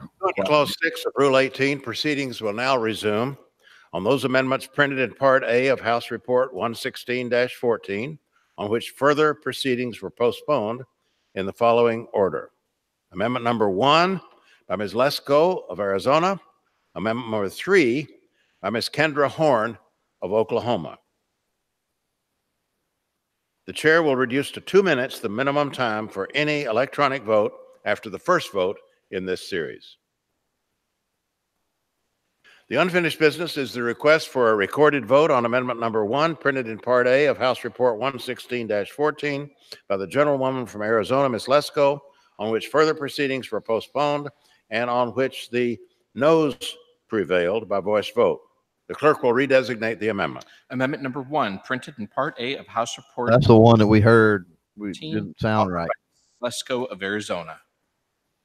A recorded vote has been requested. Those in support of the request for a recorded vote will rise and be counted. A sufficient number having arisen, a recorded vote is ordered. Members will record their vote by electronic device. This will be a 15-minute vote. Holy crap. Really? You need 15 minutes for that? What a waste of time. Rush it through. 5 minutes. You got 5 minutes. You got 2 minutes. You got 5. Oh, 15 to push a button. These guys are pretty old. If they went to the bathroom, it might take them 15 minutes to get back. I think that's what it is. Why don't just say that? Why don't you say we're going to take a bathroom break for 15 minutes. When we come back, you've got 2 minutes to vote. Yeah.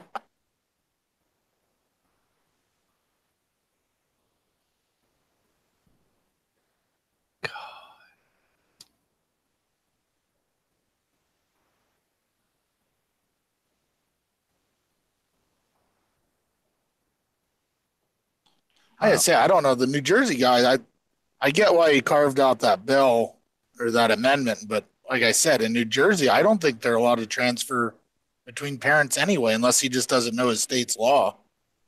Well, but we're talking national though too here, so just his stuff doesn't apply, and that's probably why he wanted to sneak that in there, is because it sort of kind of made him look good, which it did at first. I was like, oh, okay, that's not so bad. I understand the bill's crap, but I understand that.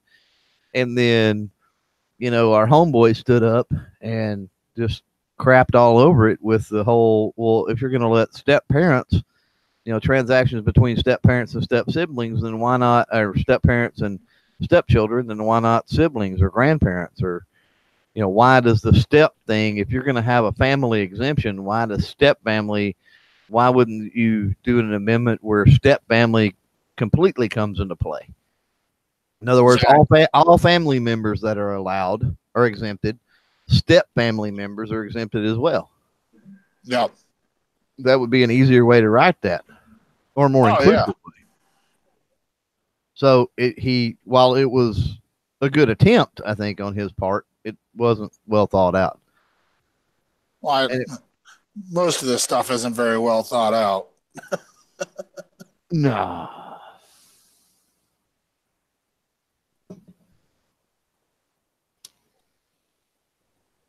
Calaveras out there says this bill needs to be crushed. It needs to be destroyed firmly enough that it won't just be resubmitted. And that's probably not going to happen. It's going to be a party line vote. I'm almost sure of it.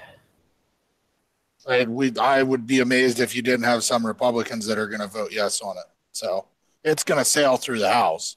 It's just a question of whether it gets through the Senate. I don't know how many total votes we've got. Many total people we got voting. I'd have to look it up. I don't remember. I know the Democrats have a fairly solid majority. I think by like 40 seats. Well, that particular one, the no's, darn sure didn't sound like it was more than the yays. Yeah. Yeah, I don't know how many of them. You have to ask how many of them are even there for this right now, too. They don't all have. That's true. There might only be half of the Congress there for this right now. All right. Oh, we got a Democrat. Yay. Look at there. It's only a 2 split. That went back to 3. Oh, did you see that? They changed their vote. That ain't right. Somebody hit the wrong button. They either hit the wrong button or somebody said, "What are you doing?" Yeah. Hey, you don't vote yes on that. That's That's wrong. Good stuff. That's what I mean. Half the time, like when the New York guy gets up, that's the sponsor doing all the speaking. He's just telling people with these amendments what to vote yes and no on. That's why he does those little 15-second things. And let's be honest. I mean, except for the potential, like you brought up, of throwing a poison pill of some kind, throwing a monkey wrench into this, there's no point to this. The bill sucks either way. Yeah. Yeah, they might as well amend an assault weapons ban and whatever else on there right now. It's going to go through to the Senate. So now I could see maybe a poison pill coming in the Senate, like they did with the Hearing Protection Act and national reciprocity and what was it? See, it's hard to put What was the bad part? It's hard to put a poison pill in a gun control bill, though. Yeah. It's pretty easy to throw poison pills into more conservative bills. Yeah. But it's hard to do it the other way around. So what did I miss? Well, if you could throw like national reciprocity in on it or something, that Right. would That would kill it. That would kill it for sure. I don't know. Depending on how long you've been gone. I've been gone for about half an hour. I had a meeting. Oh, wow. So the lady from Arizona, the one that I don't know if you were, I think you were here when we were listening to that, but she called for a floor vote because it sure sounded like that's what I left. That's what I left right there. Yeah. So that's what they're doing now. But they've went through all the other amendments, and I think all the other amendments were proposed by Democrats, and they all were accepted. Right. Okay. So, and this one seems. Somebody look at that. Do you see that, RL? It did it again. That's twice now that a Democrat has voted yay and then changed their vote. Interesting.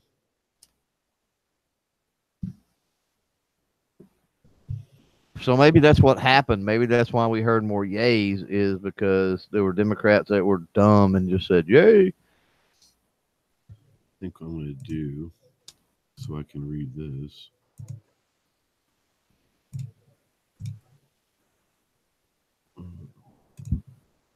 And then bring that so I can see what's being said out there.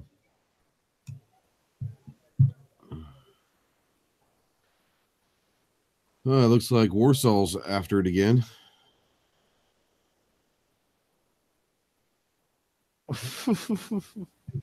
Yeah. When we're supporting the NRA, he ain't supporting the NRA, so I don't know what he's talking about. Haven't you told people to quit supporting them? That's right. The NRA hadn't said nothing about this, to my knowledge, have they? He's only telling us the truth. From your perspective, is the problem with that, Warsaw? Right. And I'm not supporting the NRA to begin with, so this we thing is. I'm certainly not supporting their legislative efforts. Right. I don't align with it. I don't agree with it. Right. Well, if you think for a second, if one of the other organizations got as big as the NRA, we wouldn't have the same problem, then you're gravely mistaken. That's right. That's right. It's a big organization problem is what it is. It's not a root issue. When you start talking about millions and millions and millions of dollars at play and the type of influence that they've got, right. Look at the likelihood of corruption at that level. With any organization. Yep.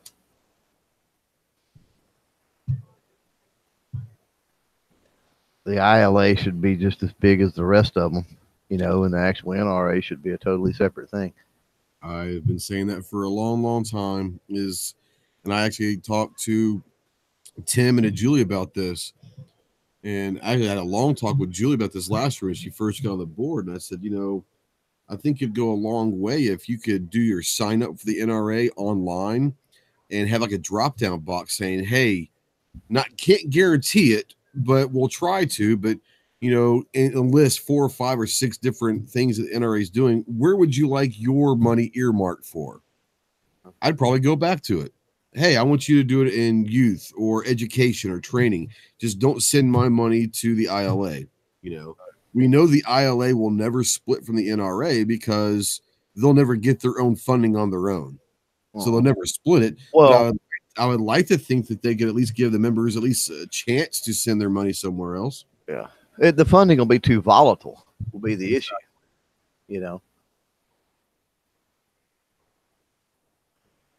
I would never say you can, Well, that's such a negative attitude. I get so tired of the negativity. You can't. Don't tell me what I can and can't do, first of all. Yeah, Clover and I know several NRA board members that are optimistic about change, but it's got to be done a certain way. The status quo of what's been going on, if we keep doing the same thing, then you're right. The NRA is not going to be changed, but that's also the definition of insanity, is doing the same thing over and over again, expecting something different to happen. If you're wanting to do something differently on how to get board members on there or to get specific board members off that aren't doing anything or doing like that, but understand this, it's going to take a dramatic change of the board to get rid of Chris Cox or Wayne LaPierre. Changing more than that, it's going to take a dramatic change in membership as far as membership being vocal too. That's right. You guys need to put your energy in. Do you not? Obviously, you don't know what we do, bro. We don't. They don't. Right. People that just want to rant and rail, not pay attention, and more importantly, not be involved on. You have no idea the phone calls and conversations, and I can't speak for Clover, but I'm pretty sure I do, that on a daily basis, I am talking to these organizations. So, Yep.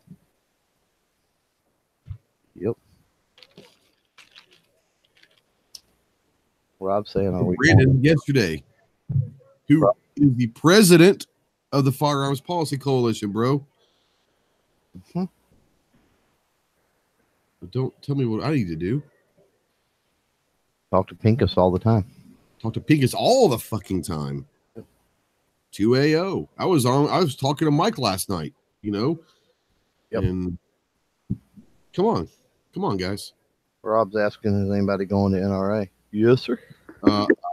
Absolutely. Yes, sir. Be right back. Quite a few people not going for whatever reasons. I don't think it's political reasons or making a stance. I think it has to do a lot with scheduling for the most part. But there's quite a few people I know that aren't going to be able to make it, but I'll be there. Could care less about the NRA side, could care less about their seminars, could care less about their political speech crap and all of that. I could absolutely freaking care less. But for the industry, anyway, that's who I'm there for. I'm there to talk to the industry and persuade them to do a lot of different things. They really need to be a lot more vocal in the community, and they need to be supporting the community as well. Let's just kind of catch up for people that Ozzy says he'll be there. Watching this right here. The vote that we're watching right now is not the vote for the bill to go to the Senate. This is for Congressman Lesko of Arizona. She put up an amendment to the bill, and they're voting on the amendment. So this is not the actual vote on the bill itself. This is on the amendment. So if you're just joining us, this is not the bill itself. This is for an amendment, and it's got 2 minutes left. So as of right now, It doesn't look like this amendment is going to pass, but you never know. Sorry, didn't want to interrupt you, but there are some seeing some new names pop up, so I wanted to kind of give them Thank you. a little update. As G likes to say, I like to play host here. You know what's crazy? This kind of tells you by looking at this vote that the deck is, you know, how the deck is already stacked or whatever, because there, you know, you've got how many total people that have, what do we got? 130, 120, 140, I don't know, something like that, votes that's been cast at this point. And so there was literally 10 people in that room. So nobody was there. Nobody listened to any of the arguments. Nobody listened to any of the arguments or anything else, and they just run in for the vote. Yeah, there's and they don't have to run in. There's multiple ways, and I don't know if this is something. I don't want to give a civics lecture here, but there are multiple ways that people vote. You can be there presently to vote. You can vote electronically, or you can vote by proxy. Right. And if you vote by proxy, you're basically saying, I'm not going to be there, but I'm giving my vote to, you know, if I'm from Arkansas and Clover's from Texas, hey, I'll have to inform the speaker that I will not be present for the vote, but I will vote in proxy with CloverTac, which basically says that whatever vote he does, mine goes with them. So there's, you know, you're never going to see 300 and some odd people there voting, but they're voting in proxy, they're voting electronically, and some of them will actually vote in person. I had to pump some gas there. Are we still on P break? Yeah, we got about 20 seconds, and it usually runs about 2 or 3 minutes after because they have to calculate all the votes. So right now it's 99 nays to 68 yays. We do have one Democrat dissent that has stuck so far. Yep, we have one Democrat that's voted yeah. So Kevin out there, TAC was saying, as far as the NRA discussion goes, check out the board votes in the last 5 years. Nothing will change. And that's what we were saying earlier, is the only way getting 1 or 2 people elected to a board is not going to change 100+ years of corruption at the NRA. You're going to have to dramatically get board members to change. You have to dramatically change the makeup of the 75, 76 person board. More importantly, you're going to have to dramatically change their revenue streams for them to listen. Right. And also what they're bound by as far as transparency. See ya, Ozzy. We seriously need to know what's going on, and we don't know that.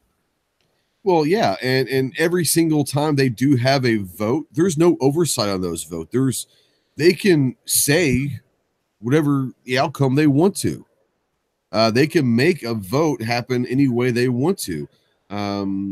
It's just like any other organization. Is you have people that don't vote, and you have people that don't show up to the meetings. Why the hell are they continuously voted on the board of an organization that they have blatantly basically showed you that they have no desire to be a part of anymore? They don't show up, or they don't vote. You've served on boards with organizations, and I have too. That's 5 of them right now. With the people that's out there, how many were actually active people on any type of nonprofit organization or even a for-profit? Probably about a third of the people aren't active. Honestly, and you start understanding where a lot of the flaws with the NRA as it pertains to the board. You start understanding where a lot of those flaws are at. Very true, Cal. Very true, buddy. Time has expired. Yeah, it usually takes them. They'll give them about 2, 3, 4 minutes for them to. Oh, there's 4 Democrats that's dissented now, but there's 7 Republicans. Look at this. Republicans. That's not good. I mean, this is going to sail through. It has Republican support too. Oh, it's going to sail through. There's no doubt about it. What I'm wanting to know is there are 5 Republican co-sponsors. What I'm looking to find out is, are there going to be more than 5 Republicans that vote for this? Because if there are, I want to find out who they are. Yeah, absolutely, there will be. That's why I'm watching this. I know this is going to pass the House. I have no doubt in my mind. I just want to make sure that there's either 5 or less Republicans voting yay. I doubt it. If there's more than 5, then I'm gonna have issues with that. And a Democrat just switched. Yep, 2 of them. Oop, I screwed up. 2 of them now. But notice none of the Republicans. It's like they can't rally their own people. That's because a lot of people. It's going to pass. I mean, I'm not trying to be a killjoy here, but it is going to pass today. Just letting you guys know that. I mean, not you guys, but everyone that's out there maybe listening or watching. It's going to pass the House. I don't think it passed the Senate, and I don't think there's a chance in hell that Trump signs if it makes it that far. But I don't think there is. But the memo or whatever that was put out on WhiteHouse.gov. Yep.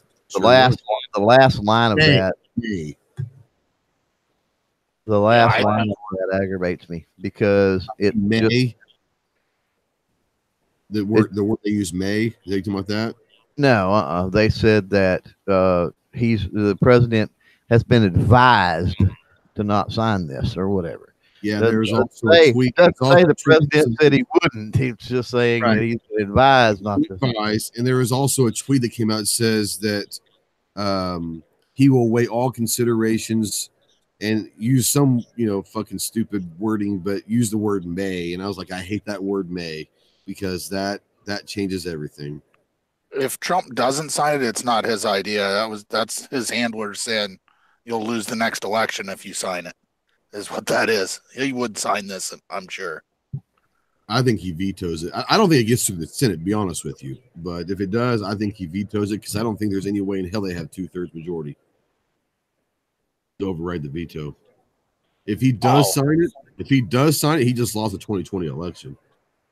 Absolutely, yeah. But then again, he might not be running again. I mean, I'm sure he will, but we don't know. I hope he doesn't.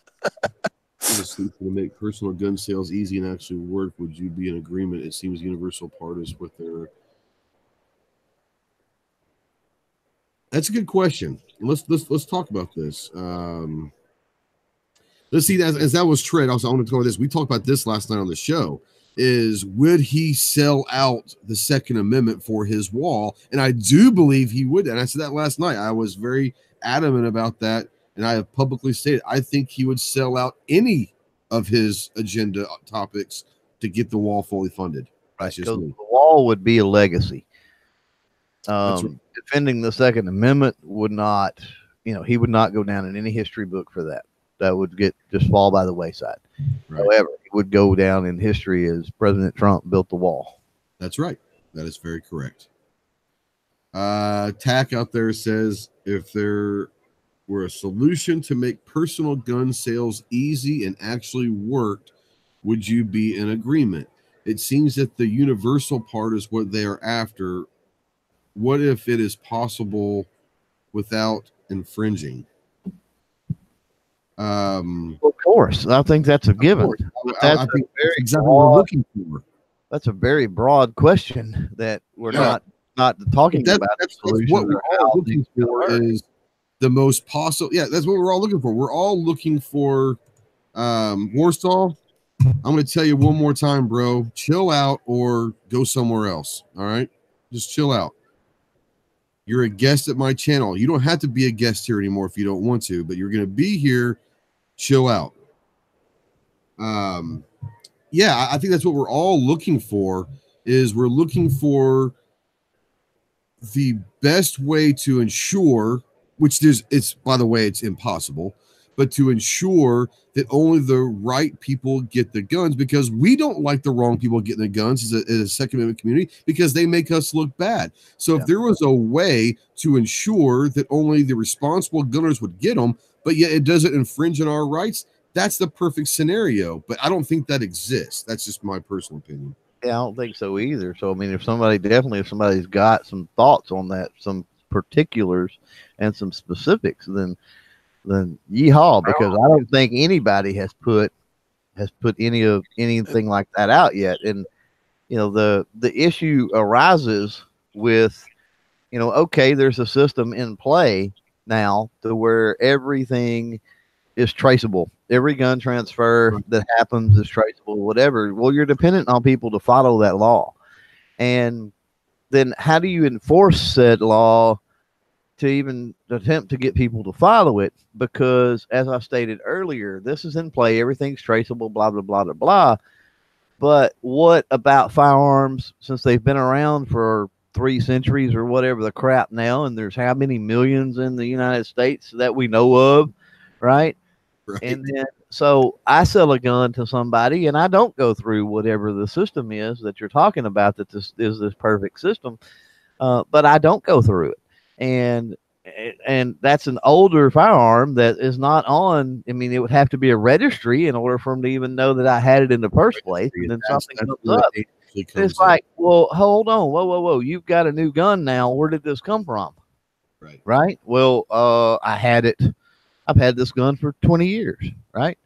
So there's got to be a way to be able to catalog what you currently have, everything that's currently out there and owned right now. That would have to be a first step. And I think that's a no-no for pretty much everybody. I don't think even I don't think even Tac Daddy's out there advocating that, you know, all the guns. He's doing there, and I understand what Kevin's doing. He's trying to start a discussion because that's what we need. Right. We need more discussion. So yeah, he's not. He is not anti-gun. Kevin is not. He is starting a discussion. That's what he does. So, but you have to go, you know, with his scenario, you know, and the only way I see it is to be able to catalog everything, and that's when you do that. That's obviously an infringement.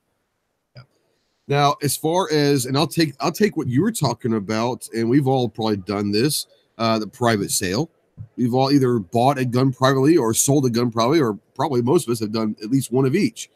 That being said, if I'm going to sell privately one of my guns, I'm not going to sell it to someone that I don't know, first of all. Now, maybe that's just me. Maybe that's just, you know, the responsible gun owner in me saying, if someone emails me or messages me on Facebook and say, hey, I'd like to buy one of your Glock 19s. How much do you want for it? I'm not going to answer that guy, first of all, much less sell it to him. Yeah. So, and every time that I have either bought or sold a private sale firearm, I have walked away with either a receipt and or a bill of sale to cover both sides. But that's what it comes into personal responsibility is. That's what we're saying. We are responsible, law-abiding people. We're personally not going to go sell a gun to some random sketchy dude at midnight on the corner in East St. Louis. I promise you, most gun owners that I know are not going to do that. So, you know, to say that this is a loophole for private sales, I want to know the law-abiding citizen that has never committed a crime in their life. I want to see these guys are the ones that are selling to the criminals. Right. To address a couple things. Prove that, then we'll talk. To address a couple things. Mel out there is saying, what about firearms without serial numbers? Yes, because prior to 1968, nothing was required. So really the only thing you had was a lot of your major manufacturers did it just because of their own tracking. Inventory. Yeah. And they did that for back into the 1800s even. They did it for inventory reasons and what have you. So yeah, I mean, you got that debacle that you would have to deal with. And then Kevin out there, he's saying, so legally you sign a form at the store, they call it in, the FFL has to keep it. That is not a registry already. And absolutely not. It's not, because yeah, I can go to the store today and I can buy a firearm. And then 3 days from now, I could sell that firearm to somebody privately. And then 3 days from that guy could sell it, so that if something comes up and they come to me, I can go, hey, I sold that. And I have there's the reasons for this bill. But again, you're talking new firearms, and you're talking firearms that are not already in the stream and out there and in the pipeline. You're talking about only new firearms. It doesn't address anything prior to that. And Roll Call's right. The ATF doesn't get the 4473. Now they can come in and inspect, and they can, request that you have it on file, but it's not like they're getting those 4473. So it's not, it's not a registry. I will ask this though. Do you really think that they couldn't, let's say the president, not even this president, the next president, we get universal background checks and all of a sudden he signs an executive order that the ATF go take all the 4473s so that they have them all now? Now you have a de facto registry instantly because every 4473, I've asked this for years, has the make, model, and serial number of your firearm on it. Well, the sheer logistics of being able to take every 4473 that's ever been filled out and converting that digitally to get that in some type of a database where it was usable, first of all, is a problem. Because when you call in, you don't have the specifics that are needed to create a registry just on the call in. You do not have that. You would have to siphon that off of the paperwork. So the first thing they would have to do is catch all. Moving forward, all of this is digital. Every FFL dealer has to go digital. And I've set up the digital systems, okay? The digital systems are not tied into anything where the ATF is accessing all of that crap. It's not. Yeah, my gun shop still uses talking about 2 decades of IT work. I can vouch for that. Okay, that's not happening with these digital systems. So don't get scared by the whole filling out the 4473 on a computer, because I can tell you, unless that dealer is doing something very nefarious, that's not the case. So that's dealing with all transactions moving forward. Well, then you've got the issue of everything passed.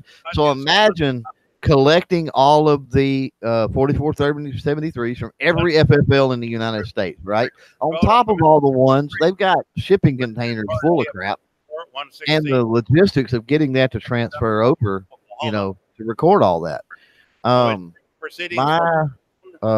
My youngest daughter worked 3 summers, I think it was, talking about land transactions in the county. Land transactions in my county in Texas.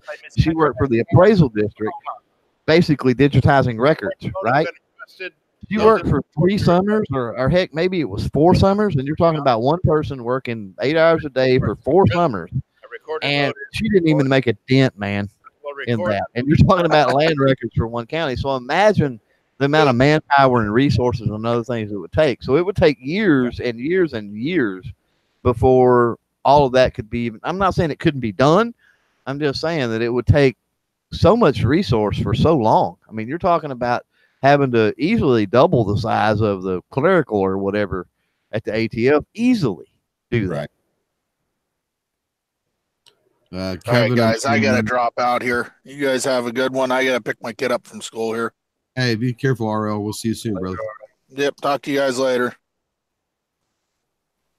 Kevin, I am sending you a link right now. So, and even then, even if you did that, there's going to be flaws. There's going to be errors. There's going to be things that slip through the cracks. There's going to be, nothing's going to be perfect.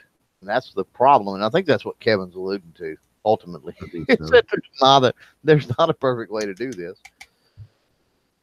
All right. So I'm going back to screens. I didn't want to show me screen shared his email address and all that. So if that was the perfect way to do it, it would have already been done. Exactly. There's a link in the GunChannels chat. I can get that. Go ahead and close. Yeah, roll call says serial number is not on the paperwork. No, it is not. I did not send one in your chat. On my Ghost channel in the chat, there's the link for the Hangouts. If you want to join, you're more than welcome to. What's up, Kev? This is the reason I stopped coming in these things, is because these guys like psycho in the chat. So because someone comes in the chat and says, hey, this is a conversation about background checks. Can I ask a question? If there was a way to fix it, would you guys be down? Absolutely. All of a sudden, I'm a FUD. Say yes, wouldn't we? These guys, I know that's again, and that you gets turned into, FUD. That gets turned into all of a sudden. Wait a minute, he thinks everybody should have their serial numbers with the gun. No, that's not what I said. I said it seems to me like everyone that wants to try to, basically what you have is a bunch of people that are saying we need to fix this because tracking guns is somehow going to help us. I don't know, stop shootings, right? We all know that's ridiculous, right? Yep. Agreed. We all get it, but they don't. And they've hounded on it, and they hound on it, and they keep talking about it, and they keep talking about it. So they use this word universal. So what they're saying is what they also call the gun show loophole, which we all know is simply private sales. But no one is willing to acknowledge the fact that part of private sales includes dudes that shouldn't have guns, i.e. felons and people that are going to go hold up the innocent people that we all believe in, they go behind the scenes at those gun shows. They go behind the scenes out of a trunk underneath an overpass. And they're not going to change they're because there's called a private law sales. Right, correct. Correct. So if all of a sudden, let's just, again, wave a magic wand. This was kind of my question. Again, I don't give a shit if the government knows that, personally, I don't give a shit if the government knows that I take a gun and I gift it to my brother Ross. I don't care. Now, if you do and you think that's too much of a reach and that's infringement, then we just don't agree. But I don't have a problem with that. And I also don't have a problem, and this was kind of my question. If all I had to do was like go online and fire off an email, be like, yo, this gun's not mine anymore. It's my brother's now. Cool. Thanks. Why do I have to tell them? I don't know. I'm just playing supposition world because that's what all of these chats are. If you guys think about what these chats are, it's, well, if they do this, what's going to happen then? Well, I think it's this. Well, then I do this, and then I do. It's all supposition.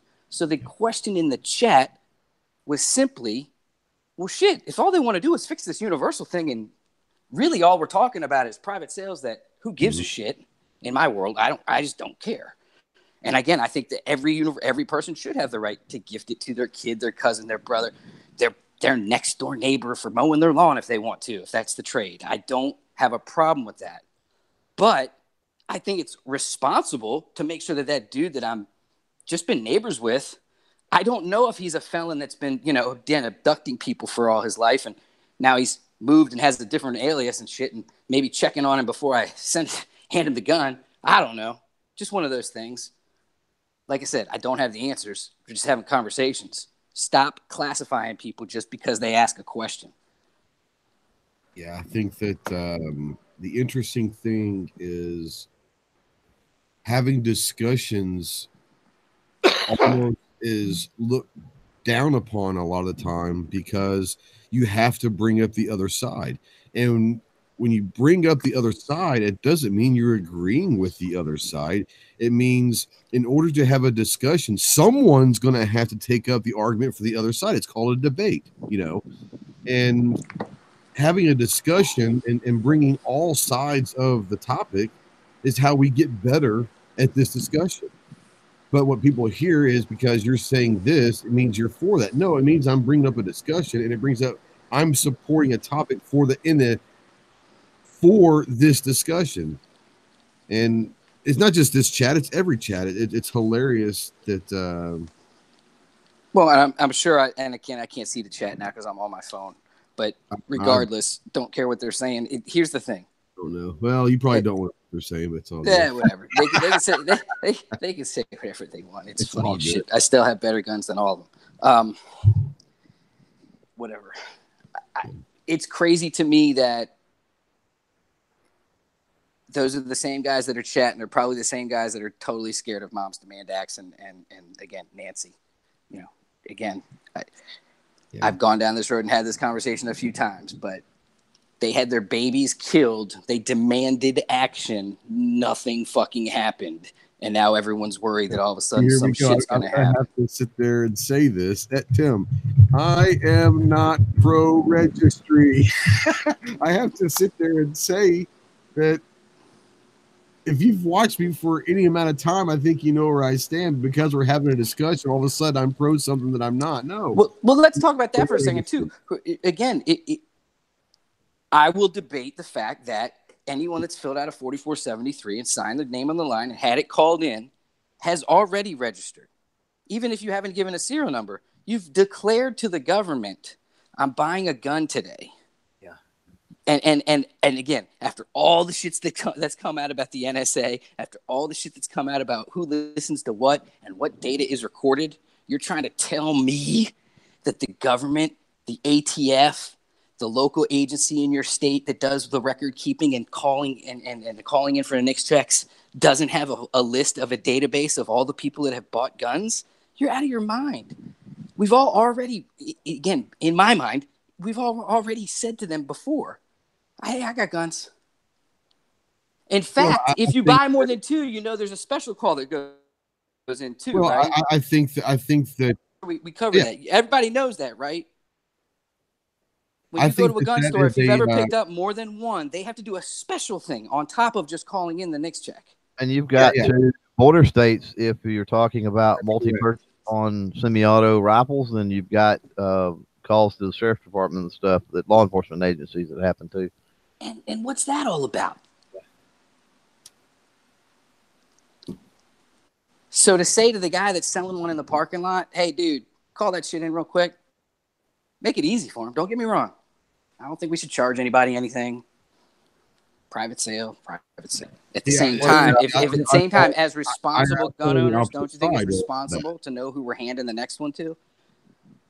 Well, personally, whenever I've sold a gun, by the way, personally, when I've ever sold a gun, I can't say always because my brother, but I know he has his concealed. I've gotten a copy of the person's concealed permit so that I know in my heart that this is a dude that has at least gone through. Once again, when I'm going to sell one, I'm going to make sure that I know this person first of all. I'm not going to sell it to just some random guy. I'm not going to go to. I've never done that either.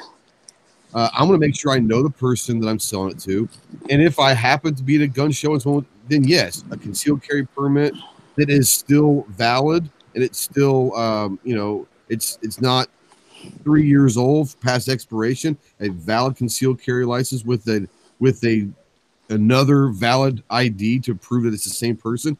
But that's me. I don't need the government to tell me to do a responsible gun transaction. But that's me.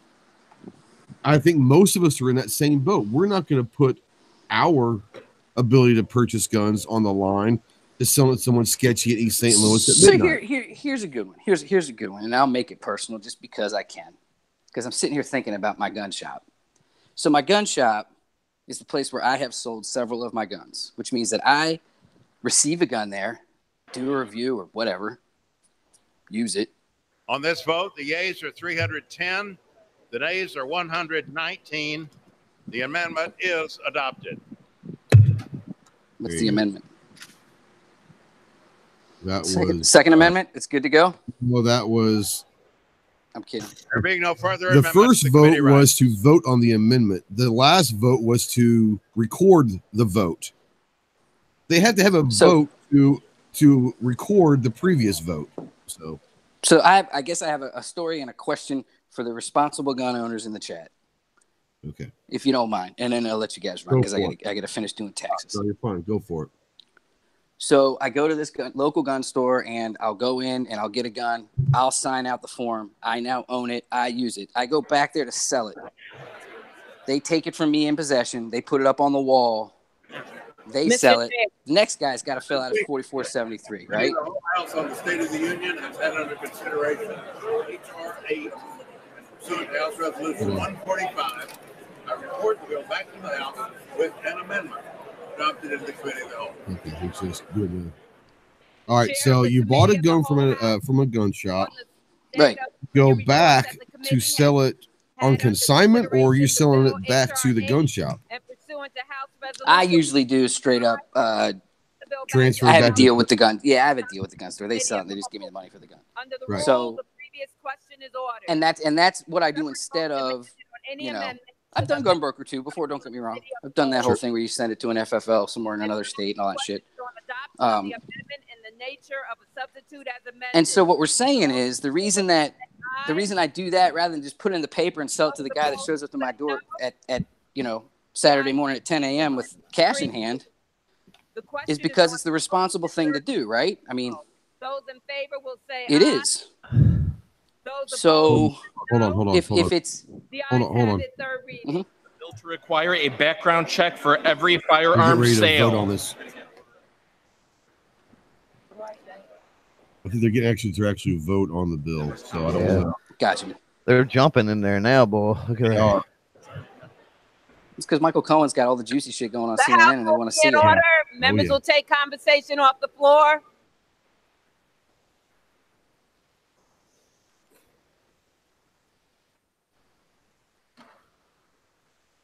So, as responsible gun dealers, and I mean gun owners, Go ahead. If I guess the question is, should everyone have to go through a background check Obviously, this is the question of the day. Should everyone have to go through a background check of some sort, even if it's just to verify that they're not a felon when purchasing a gun privately? And For what purpose to does the gentleman from Georgia seek recognition? Madam Speaker, I have a motion to recommit at the desk. Is the gentleman opposed to the bill? I am. The gentleman qualifies. The clerk will report the motion. Whoa. Clerk will Madam suspend Speaker. gentleman from New This will be York. interesting. I reserve a point of order. Point of order is reserved. There you go. Clerk will report the motion. Mr. Collins of Georgia moves to recommit the bill H.R. 8 to the Committee on the Judiciary with instructions to report the same to the House forthwith with the following amendment. Page 5, after line 4, insert the following. E. Regulations promulgated under this paragraph shall include, in the case of a background check conducted by the National Instant Criminal Background Check System in response to a contact from a licensed importer, licensed manufacturer, or licensed dealer, which background check indicates that the receipt of a firearm by a person would violate subsection G5, a requirement that the system notify U.S. Immigration and Customs Enforcement. The gentleman is recognized for 5 minutes. Thank you, Madam Speaker. This motion to recommit will not kill the bill or send it back to committee, and if adopted, the bill will immediately proceed to final passage as amended. As was just read, the motion to recommit will notify U.S. Immigration and Customs Enforcement, commonly known as ICE, when an illegal alien who is prohibited from possessing a firearm attempts to purchase a firearm by going through the process of application. Madam Speaker, I have been here all afternoon, and we have heard time and time again how we have had the problem of mass violence. We've The talked guy about that's how to sitting solve it. behind him in the Unfortunately, black this or blue underlying blazer, bill, as I have he's the brought out Republican many from times Virginia. already, He was will not he do was this. great this morning. We have heard that we have to do something, basically, even if it won't work. Madam Speaker, I will remind this House one more time that what makes you feel good does not always heal you. When we understand that, then we can begin to move forward. What we have found this day is this bill has many problems because we chose to rush it to the floor because we had a deadline and we cut off debate in committee. We found amendments offered to fix parts of this bill that do not fix them but actually make them worse. We have found out that the authors of the bill did not even know how much was going to be fined in the bill until we actually pointed it out. And now we come to the biggest part. I have been here all day listening to we have to keep criminals from having firearms. We have to keep criminals from having firearms. And I'll say it once more, Madam Speaker. We must keep criminals from having firearms. Well, I'm glad to let you know, Madam Speaker, we're now giving everyone in this body a chance to do just that.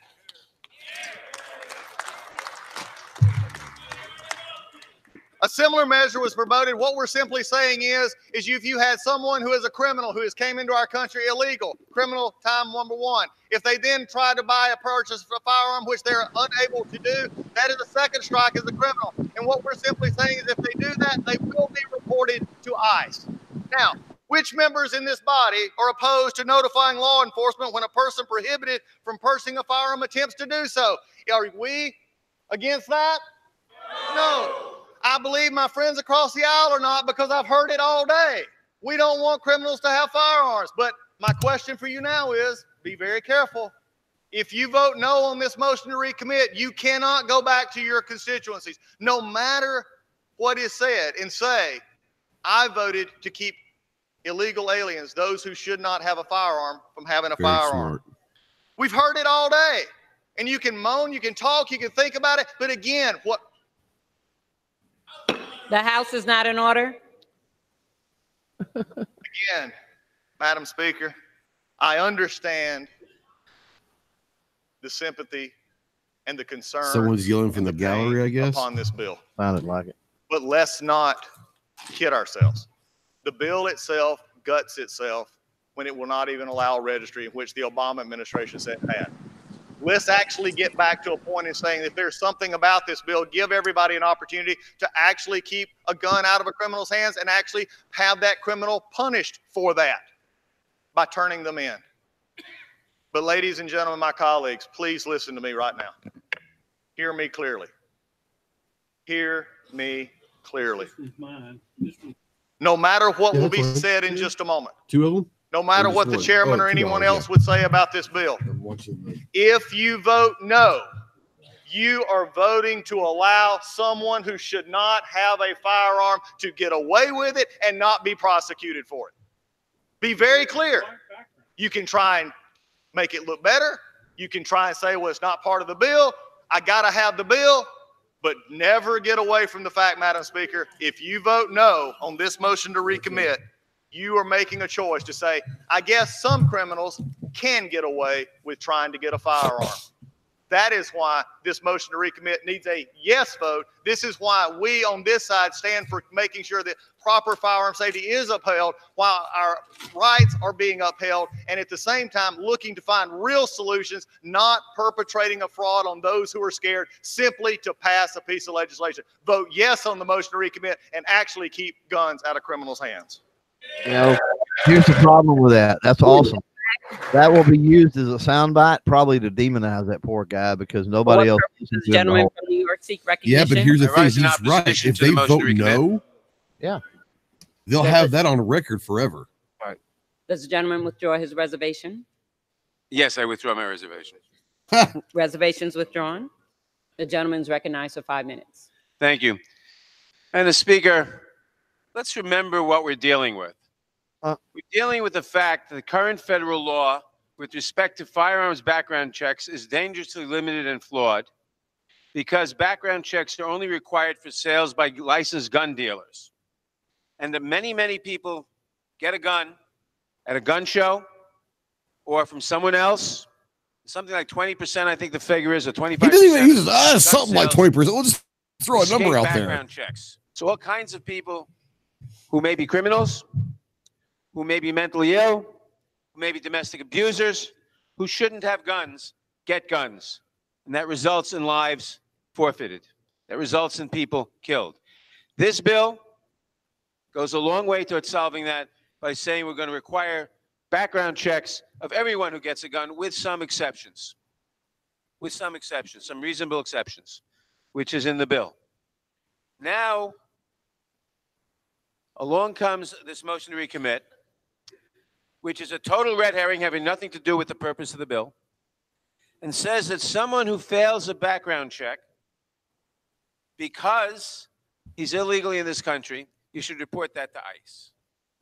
Well, first of all, if he fails a background check because he's illegally in the country, that means the system knows he's illegally in the country. It's your system. They already know that. So what's the point of reporting him? He has to be in the system as illegally in the country in order to fail the background check because of section, what is it, G5. But it's your system. So we already know that. And this is totally circular. He's not going to have proper ID to get that background check done in the first place. Think about it. Just a red herring to try to mix up the immigration issue silly. with the gun violence issue. And they really have nothing to do with each other.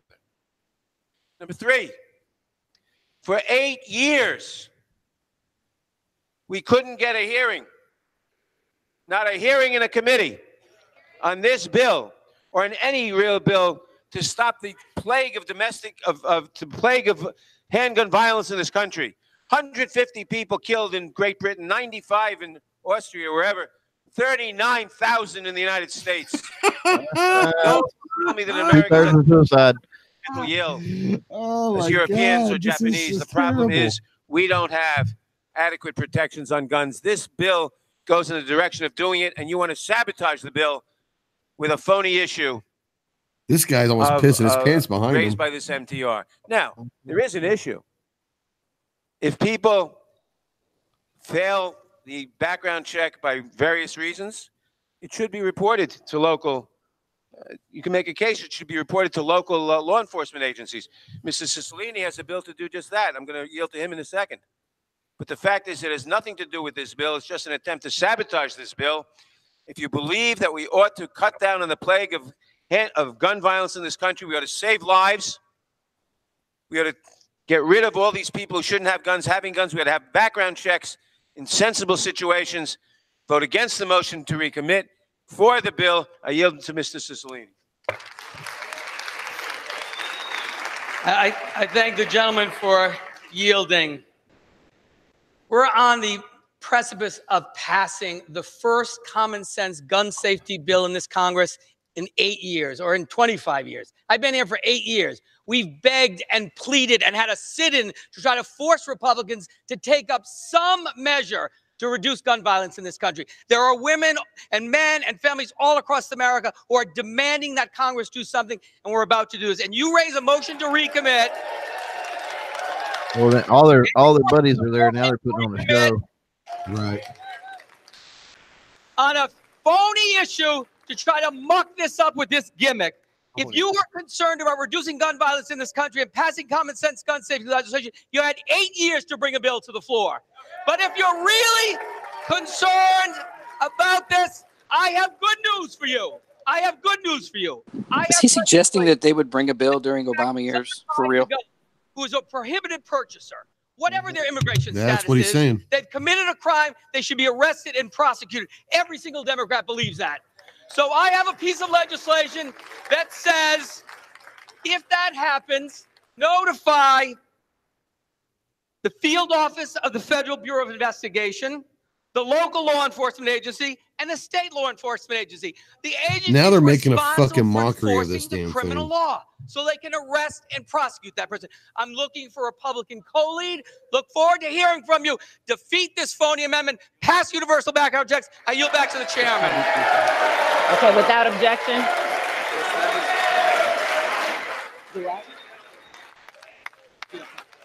Let us not accept this red herring. Time has expired. Let us not divert. Sit down. No on the motion to recommit. Yes on the bill. Without objection, the previous question is ordered. The question is on the motion to recommit. Those in favor will say aye. Those opposed will say no. The noes have it. The motion is not adopted. As for the yeas and nays.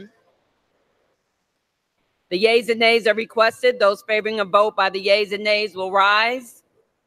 A sufficient number having risen, the yeas and nays are ordered pursuant to clause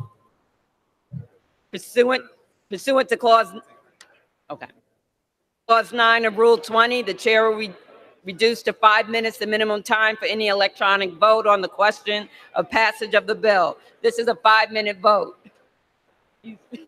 Man, they took 15 earlier for that stupid crap. Now they're going to take 5 for this. That's ridiculous. Oh, yeah. Well, I'll start a fight. A, I'm not Yankee Marshall. B, if you really believe that there should be 0 background checks, you're retarded. So stop talking all that shit in the chat. That's ridiculous. What did I And miss? if you guys support people that really think there should be 0 background checks and allow everyone in the world to just walk into 7-Eleven and buy a gun, come on, man. Those days are over. Back when there was 300 people on an island, you could make it make sense to me, but not with 300 million. There was like 100. There was like 100. There was like 100 Republican proxies, like right off the bat. You see that? Yep. You got 7 Dems voting yes. Yeah, and only 3 Republicans. Yeah. That's interesting. See, that's the thing. Do you guys, hold on real quick, just to make sure. Are you guys against background checks completely as well? Is everybody that's on a G-Web's channel completely against background checks, 100%? I'm not 100% against background checks. What I would say is if you're strictly to find out if I'm a felon, I'm good with that. As far as private sales, no, I don't believe in background checks on private sales. That's up to the individual to police their own. No, the comment was the fact that I was saying background checks in general, just because, again, it's the topic of the day. Never once did you hear me support it one way or the other. I was just asking questions once again. But I think I don't know what the answers are. That's what I've said many times. You have to understand, like I said earlier, I would like to understand that people that should not have a firearm, and that's stated in the law, felons, this, that, and the other. I think that there should be a way to police to make sure that these people who have already proven to be evil in this world do not have a chance to be evil. If I'm doing a private sale I'm going to police myself. I'm not going to sell to anyone that I'm not comfortable or know this person directly. Now, I can't speak for Joe, Bob, and Jimmy down the street, but me personally, I do not sit there and believe that there should be any background checks. If I want to sell a gun to Clover, that's my priority. That's my prerogative. Just to point out, we've got 12 Democrats now that are yay on this. That kind of astonishes me a little bit. They can flop. Somebody could still. There's still time, and somebody could still get them to change their vote. But what's that?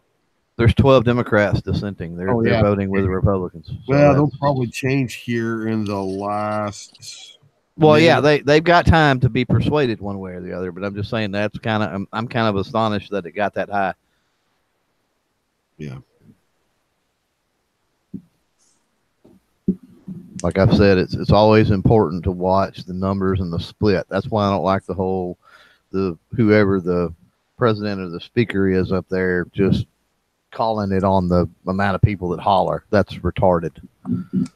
To Hillbilly Nitro says, show facts showing background. I don't know if he's talking to me or to whoever. I will sit there and say that I don't think background checks do stop crime. No. I think it stops a person who should not have a gun, who's legally trying to obtain a gun, from getting a gun. But chances are, if you're a felon, you're not going to walk into a gun shop anyways. Let's be honest. Let's be honest. Background checks to stop crime because criminals don't give a shit about our laws. Holy crap. Just went to 17 Democrats in the yay. By the way, it's tied right now. Wow. 4 votes remaining. Uh-oh.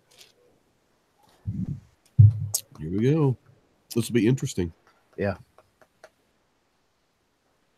Because if there's 17 flipping on this, then 18 now. Wow.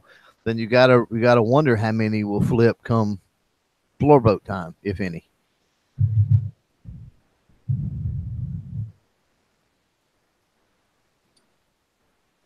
And we know that either way that it's a tight. Well, they've got the votes straight up, but man, if we get a couple more to flip, then we got ourselves a ball game.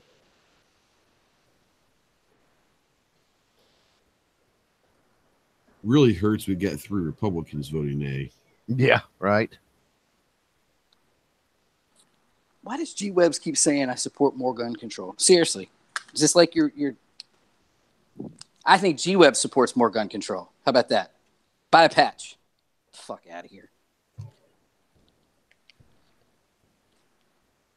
20. We got 20 now. Holy jeez. Oh shit. Well, that's amazing. I'm just blown away. I can't believe that. Yeah. With they stood up and cheered after Mr. Nads or whatever got through talking, and and there's 20 that flipped on it. Wow. Border state Democrats are, you know what I'm saying? It's got to be border state, California, Arizona, New Mexico, Texas. They've got to be some border state Democrats in there. Well, it ain't Sheila Jackson Lee. We know that. Got a 5-vote lead with 11 votes remaining. All right, I'm gonna roll. I don't mean to ruin your chat, dude. You're fine. You're good, dude. Let homeboy know what I do day to day and get paid to do to support the Second Amendment. Maybe he'll stop acting like I'm some anti. But whatever. 260-208. Only 8 votes left. 7. Oh, hell, we got a 7-vote lead with only 7 votes left. So. That's what I'm saying. Unless somebody flip flops. There it is. Wow. 24. Unless somebody flip flops. Well, the time's run out. They can't change at this point. They can only count the votes that have been cast. You can't flip at this point. It takes 25. Oh, one of the Republicans came back over. Did you see that? Yeah, I did. Nice. 26. Wow.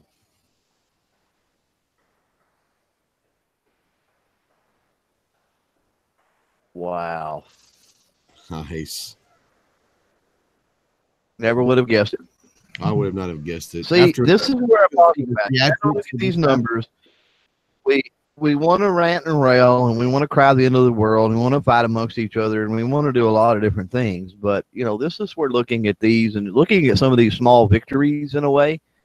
You know, what you're seeing here with 26 flips on this, with the amount of vitriol basically that was on the left side of that aisle, that's to me, that's pretty astonishing.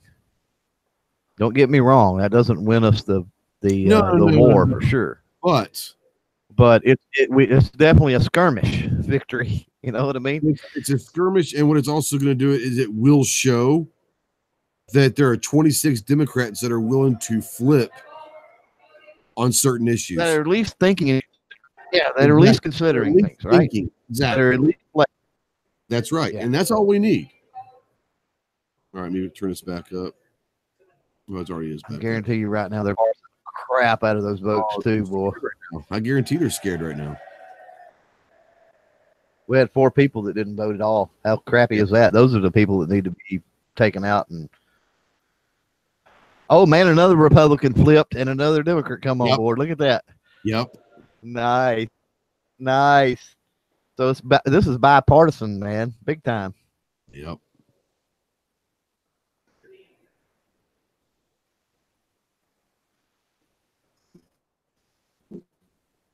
Three votes. Are those people going to just abstain? They're going to do the Barack Obama president. Wow.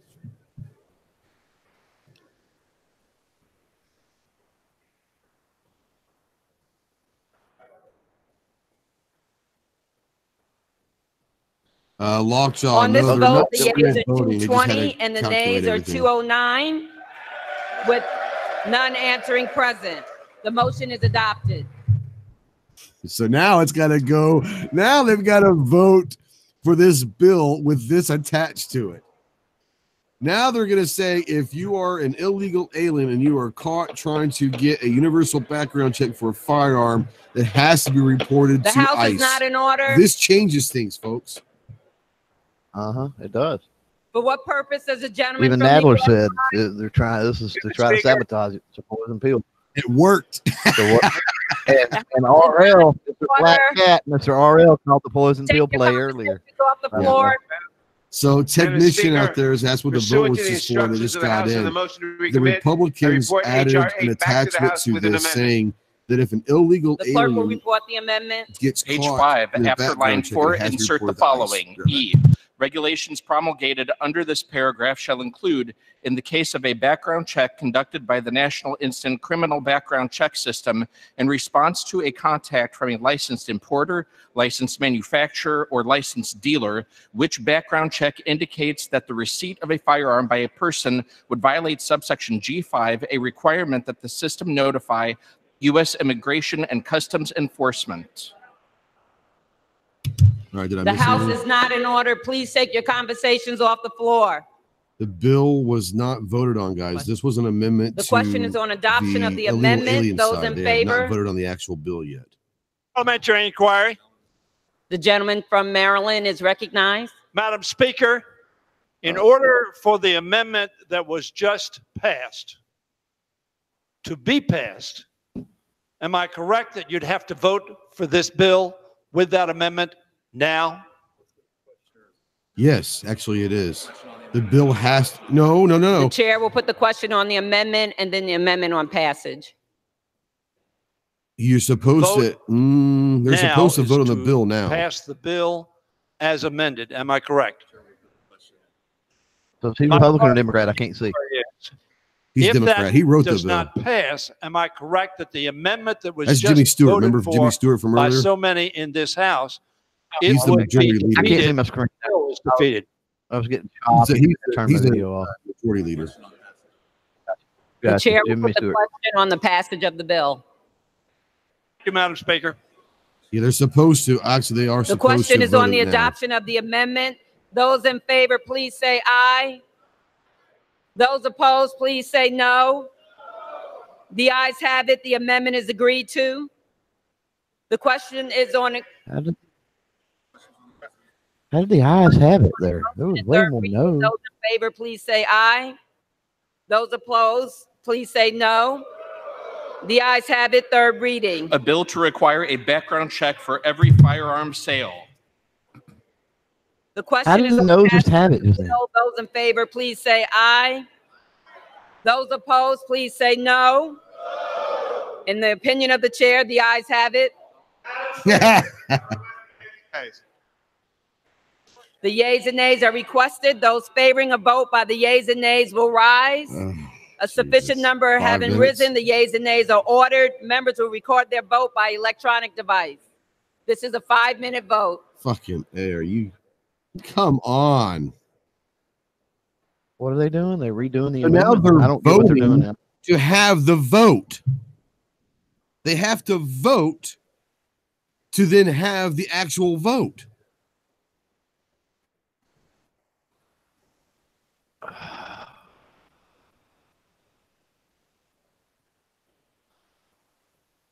This is horrible. This is why people don't want to know how the sausage is made right here.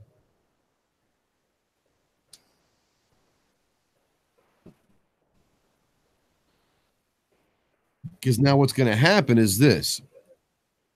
Oh, this is on passage. Okay.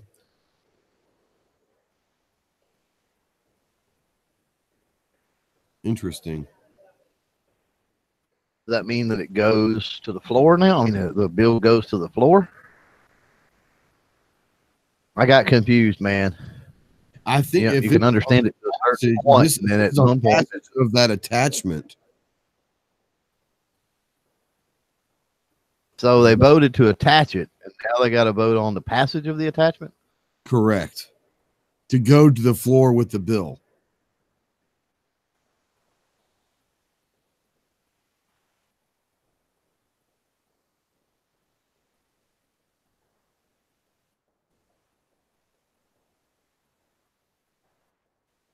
They're voting to vote. At this point, isn't that crazy? They're literally voting. Well, you would think to vote. Why don't you just fucking vote? But you would think the Republicans would want it to go to the floor right now. I mean, they just flipped 27 freaking. The Republicans says we don't want this to go to the floor at all, you know. But they've got it now that they don't want it to go to the floor at all. But if it is going to go to the floor, at least it's going to have that attachment on it, you know. Yeah. See, there are the 5 Republicans that are probably co-sponsors. You know what I'm saying? Yeah. And you don't have near the Democrats. You got 5 Democrats. Oh, there they go. He's starting to flip. One didn't even vote. They voted present. See that? Yeah. They abstained. Yep.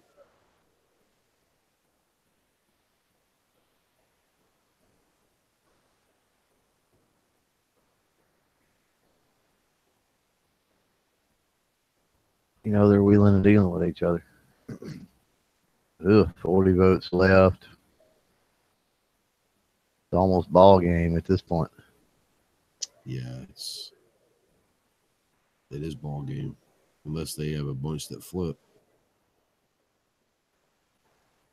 We're down by 30, and we only got 10 votes.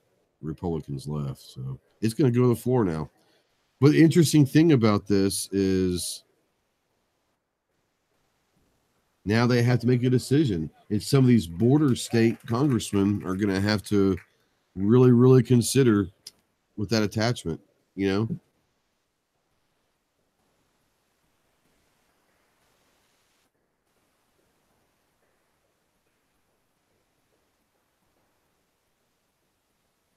Yeah, and as far as Democrats voting to put it on the floor, that's not necessarily indicative of what they'll vote when it's on the floor. That has nothing to they do could with just the want actual vote. Just like, come on, let's get this over with. You know what I mean? Exactly. So yeah, this is not indicative of what the vote could go like, because once the actual vote comes on, then they are actually voting on the bill. This is saying, hey, let's time to vote. Yes, let's time to vote. Let's get this over with, like you said.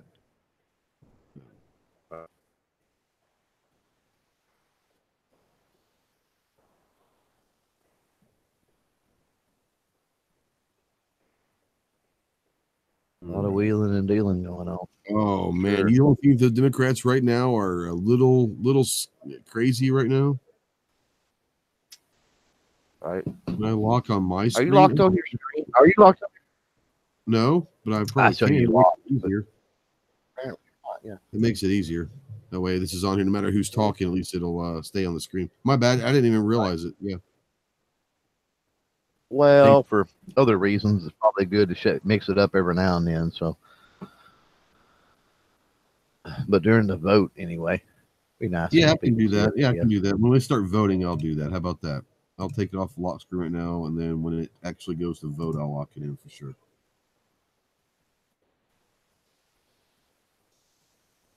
I'm just saying, flipping back and forth where this isn't up all the time. I mean, that could help for obvious reasons.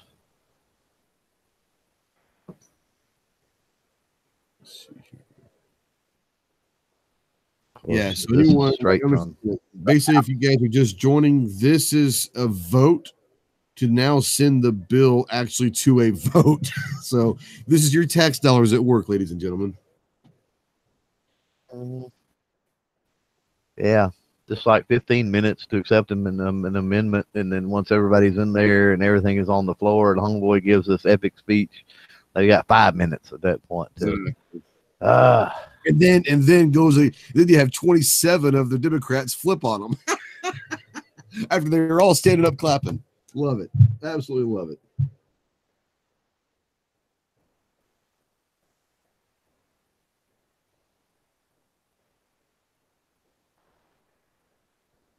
Yeah, an amendment. That was, yeah. That was awesome. It was a brilliant ploy, honestly. It was a brilliant ploy. Because yeah, I mean, assuming they don't. It goes actually to the floor. Assuming that they're not using, you got to realize this is a chess game on both sides. And so, you know, there's still procedural ploys. There's a lot of other nonsense and shenanigans that can happen. So it's not over until the bill's voted on. On this vote, the yeas are 240 and the nays are 190. Why are you clapping? You voted to vote. Oh, it passed. Woohoo! We won that one. Dumbass. They're clapping because the motion to reconsider is laid on the table. Oh my God, this is hilarious to me. All right, let's actually bring the vote now. So they voted to reconsider, or they voted to vote to reconsider, right? Yeah, yeah.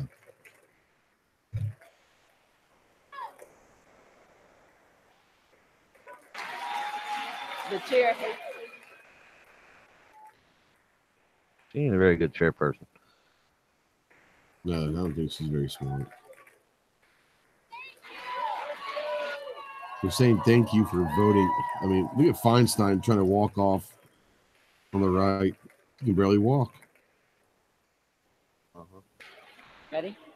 You ready? The chair will remind all persons in the gallery that they are here as guests of the House and that any manifestation of approval or disapproval of proceedings is in violation of the rules of the House. I say arrest them all. Shut up. All right, kick them all out. I don't know if they even understood what happened up there. Hell no. They thought that the vote actually was for the bill. I guarantee it. Mel out there asking, where's Pelosi? I don't know. The one you've got up there now is Speaker Pro Tem. Appoint a speaker temp. So every day someone else gets a chance to say they were the acting speaker for the day. Right. She's right there. If you see my arrow, that's her right there. Yeah. In the orange suit. That's she right there. Yes. Now, when it comes down to this bill, she might actually have to be up there on the top. But that's Pelosi right there in the orange suit. If you see my arrow. Right. What up, Mike?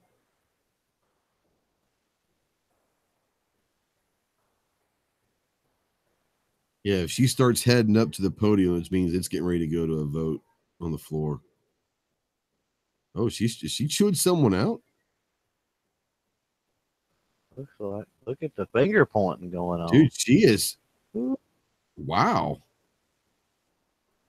She's probably probably somebody that dissented earlier. She's probably like, what the hell? Free our party. Yep. I'll kick your ass out of Washington. Dude, she's pissed. Right. Think about back to the woodshed, boy. Right, boy. Nom Nom's gonna go pissy on people.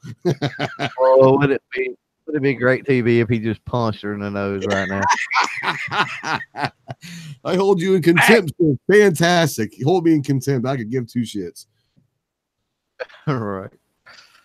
Jason wants to know what the new attachment was. The Republicans attached, basically saying, and it passed, basically saying that if an illegal immigrant was to go through, okay, if this bill passes for the universal background checks, what the Republicans are saying is, if this passes, then what we want is if an illegal immigrant tries to go and purchase a firearm and gets caught being illegal through this universal background check, that FFL is required by law, by federal law, to contact ICE and to get them deported. So there you have it.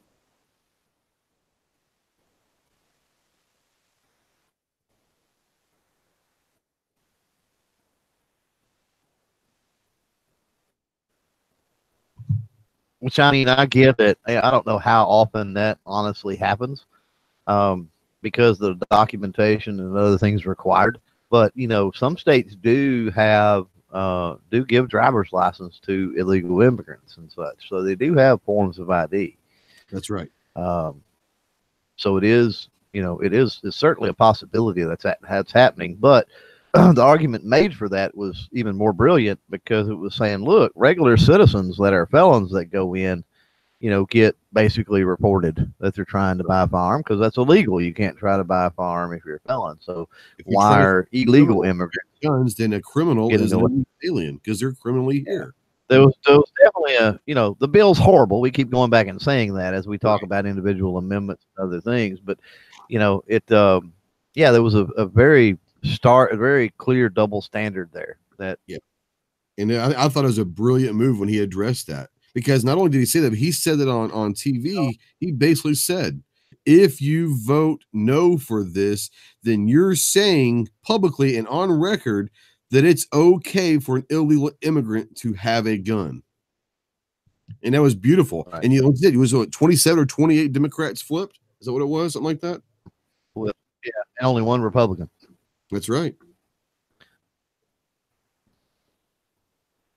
Yep. From Florida, rise. Madam Speaker, I ask unanimous consent that my name be removed as a co-sponsor of HR. Jumping ship. They are jumping ship right now. Which again, you're talking about states that have a lot of illegal immigrants, and Florida has a lot of illegal immigrants. Madam Speaker, I ask unanimous consent that the Committee on Judiciary be discharged from further consideration of a bill I sponsored, HR 962, the Born Alive Abortion Survivors Protection Act, to make sure that the most vulnerable children in the United States have access to life-saving medical care, and ask for the immediate consideration in the House. Under guidelines consistently issued by successive speakers as recorded in Section 956 of the House Rules and Manual, the chair is constrained not to entertain the request unless it has been cleared by the bipartisan floor and committee leaderships. Madam Speaker, if this unanimous consent request cannot be entertained, I urge the Speaker and Majority Leader to immediately schedule a vote on the Born Alive Abortion Survivors Protection Act so that we can protect the sanctity of human life. The gentleman is not recognized for debate. Well, for what sorry, purpose buddy, does the your gentleman bill from just New got Jersey killed seek recognition? in committee.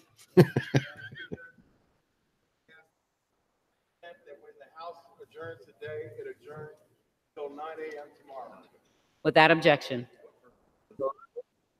See, they're getting ready For to what adjourn purpose for does the the day. gentleman from New Jersey seek recognition? That was passage of the bill, though, that we just seen, right? Huh? Objection. Was that passage of the bill that we just seen? No, that was a passage. No. Madam Speaker, because we're all twice a day to honor America's health and wellness coaches. Approximately 7% of healthcare dollars in the United States are spent on lifestyle-related diseases. But the health and wellness coaches can decrease those costs by helping people achieve their personal health and wellness goals. Far too many people suffer and struggle with poor health because they don't have the motivation and resources or sustained support needed in order to transform their habits.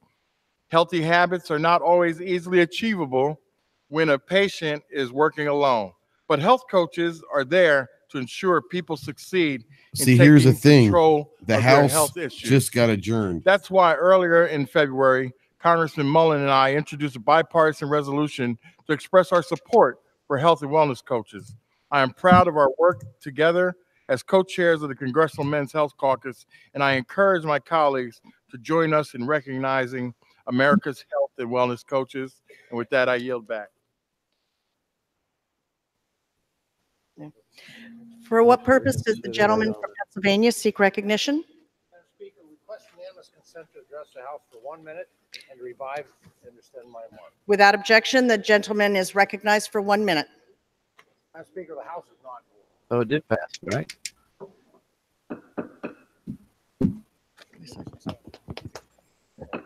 Members and staff, please take your conversations off the floor.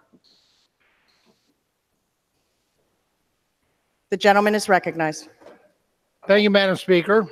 Madam Speaker, in 2016, the Environmental Protection Agency announced the new source performance standards for the oil and natural gas industry to further regulate methane emissions. Thankfully, the EPA is revisiting this regulation in an effort to providing flexibility and relief moving forward. For many small oil and gas producers, this requirement contained in the original regulation was simply unworkable and overly burdensome. For example, the regulation would even apply to wells that produce less than 15 barrels of oil and less than 30,000 cubic feet of natural gas per day. Because these wells produce low volumes, the profit margin remains tight for the operators. However, under the original rule, these low volume producers will be subject to expensive upgrades, additional reporting requirements, and administrative costs in order to comply with the regulation. Madam Speaker, today I introduced H.R. 1391, the Methane Relief Act of 2019, which would exempt these low volume wells from requirements. Doing so will allow for regulatory relief and certainty for these small operators, which account for an important part of our domestic energy industry. Got that last little bit. And you'll back the the Republicans did. We've seen the dissent. We've seen the one that was interesting. As soon as that passed, like, get my name off of it. Without objection, the gentlewoman is recognized for 1 minute.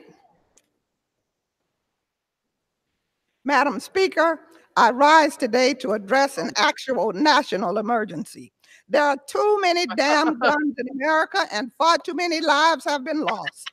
Last year alone, 40,000 persons were fatally shot, the most in 50 years. My county suffers from gun violence on a near daily basis. In the last 5 years, we have lost 370 people to gun violence. 127 of these victims were children.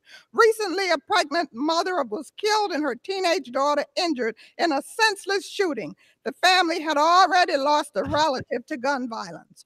Almost as shocking as these statistics, for 25 years, Congress failed to pass significant gun control legislation until today. I'm confident by how swiftly House Democrats began tackling this crisis and pray that the Senate finds the courage to follow our lead. American voters sent us an urgent message last November. Thoughts and prayers and moments of silence are not enough. Let us reassure them that passing the Background Checks Act of 2019 is just the first step of many more to come. And we won't stop until this national emergency is over. I yield back. For what purpose does the gentleman from Texas seek recognition? Without objection, the gentleman is recognized for 1 minute.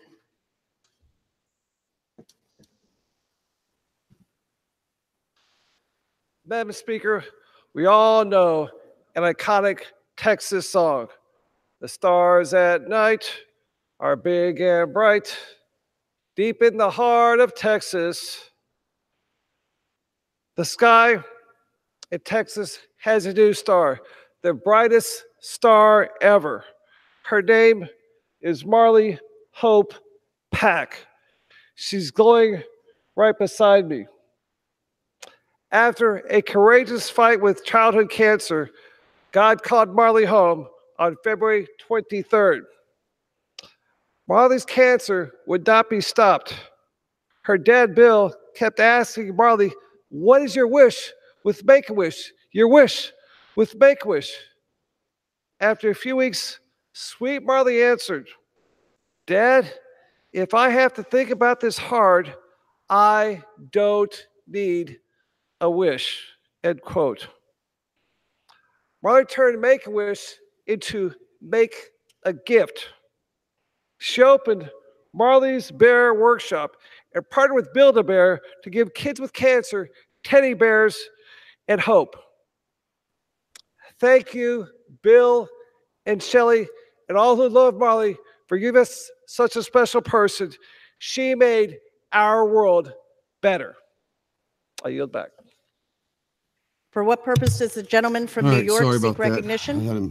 What happened? Did I miss anything? They passed the bill. That was the passage of the bill. That was the passage of the bill. So the bill was passed, but it was rise also today to honor the 175th. Well, what happened with the amendment on there, though? And what happened is the amendment went on, and then they raised a procedural question because that amendment was added in. They had the floor vote right then on the bill. So that was passed of the bill we just seen.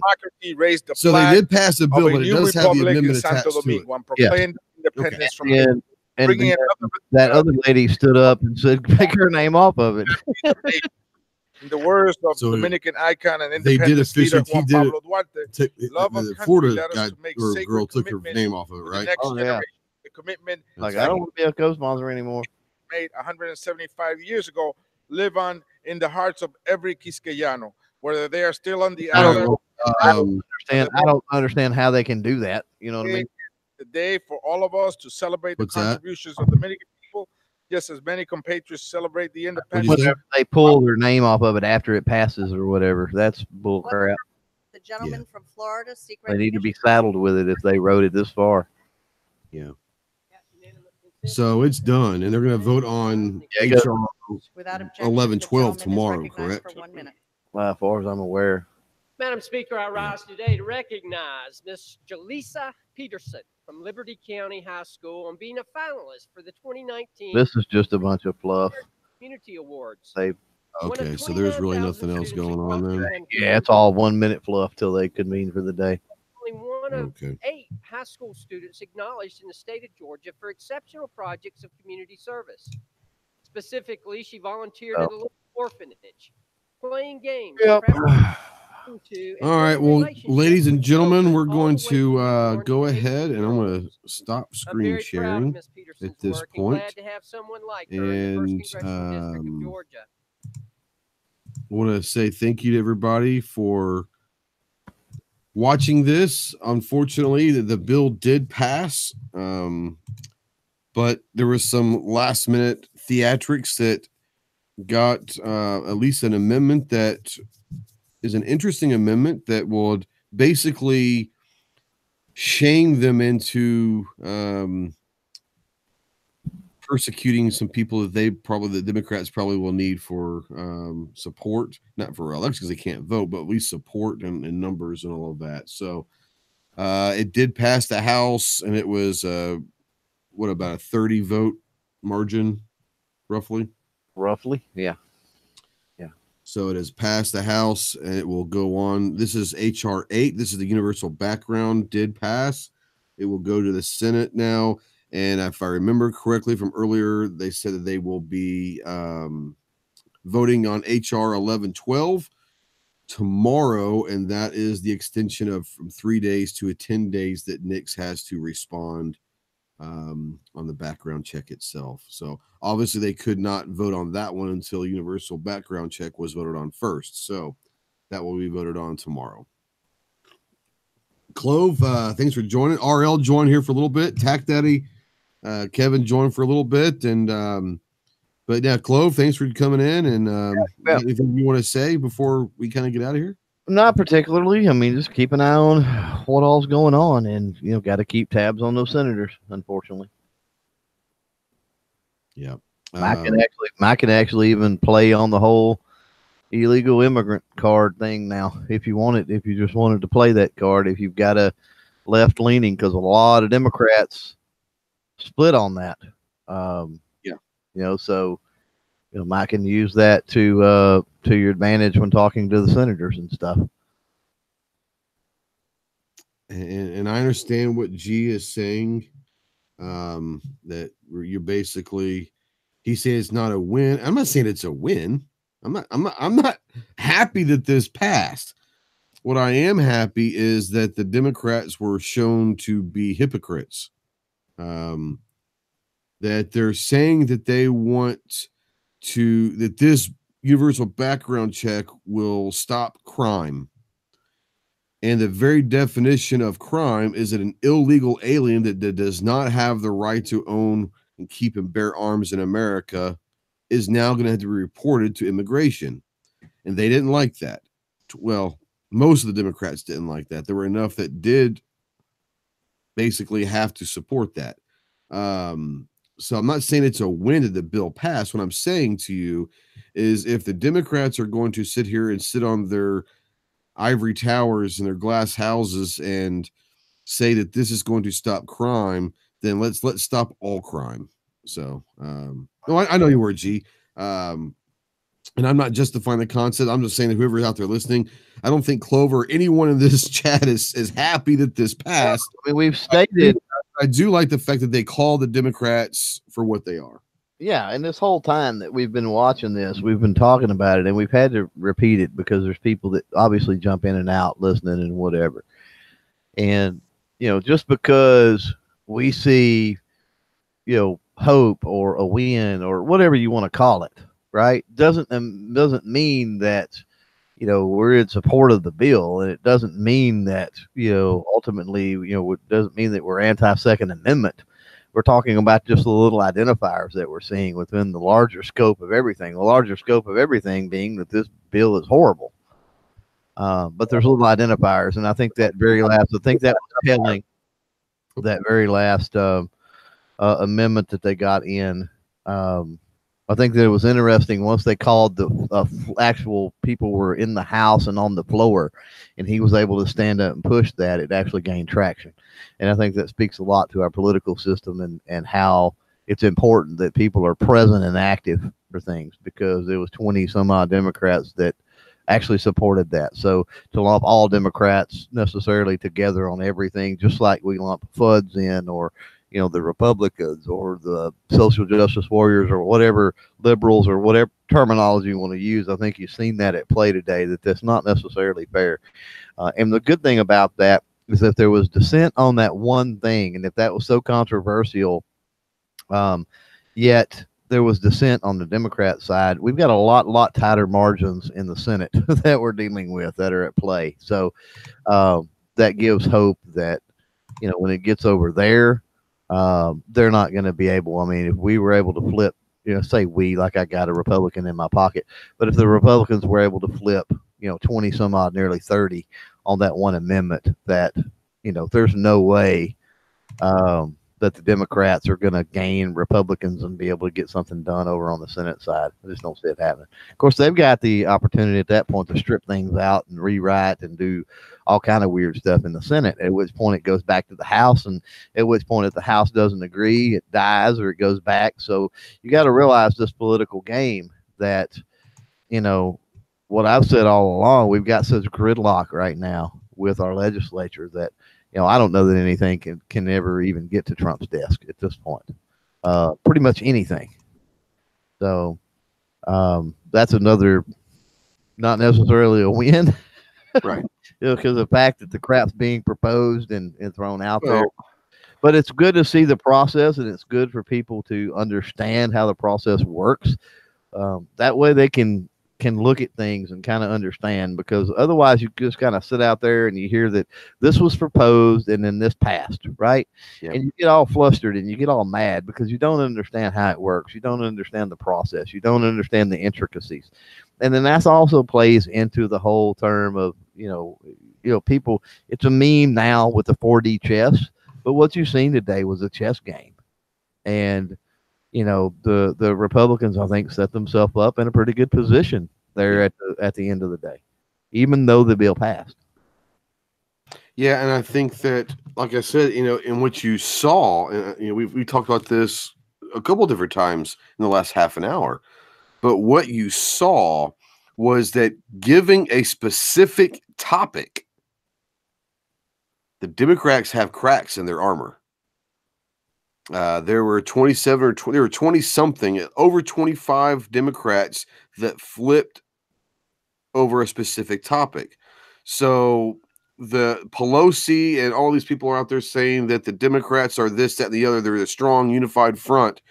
The Republicans showed today on the House floor that they're not as strong on specific issues as they think. Yeah. And they're showing weakness, and that's okay. Well, and all of that has to do with tact. And I talk about tact all the time because there's such a disagreement when I say we should do X, Y, and Z. And I think we should do this, or this could work, or that could work, or, regarding anything that we're talking about. And so many people come back and go, oh, that'll never work. And, oh, right. or, oh, no, we need to do this. And if you don't agree with me, blah, blah, blah, blah, blah. And what you've seen today was a little bit of tact. Yeah. Yeah. Yeah, I'm getting a text message from someone. Sorry about that. A lot of people could demonize that, our homeboy there, that pretty much ran the show today. Yeah. And they could go back, and that's what I said when he was giving that speech. I said, somebody's going to soundbite this and pull out a little excerpt and make him look all anti-gun because, look, he's supporting the bill. He's trying to add an amendment. Well, he was trying to add an amendment in a tactful way that could sabotage the bill. That's right. Had he just voted no, then you've seen what kind of disruption that caused him by him doing that. You've seen what kind of disruption that caused in the Democrats. Had he just yielded, that wouldn't have happened. Right. You wouldn't have been able to see the disruption that it caused. That's right. That's right. And the fact that now publicly, and it may not be in the gun control debate, okay, but publicly, at least on maybe some immigration topics, it has proven that there could be some movement. I'll be right back. Yeah. And that's a hot topic, especially when we're talking about the wall and we're talking about a lot of the other things that's being talked about as far as immigration. To have something like that snuck in at the last minute, or not really snuck in. I mean, he played a good game with it, I think. So, and then the fact too, we've got to look at if you were watching once it did pass, the lady from Florida, the representative from Florida, got up and pulled her name from the bill. So that's another potential telltale sign. So we just got to kind of look at things like that and go.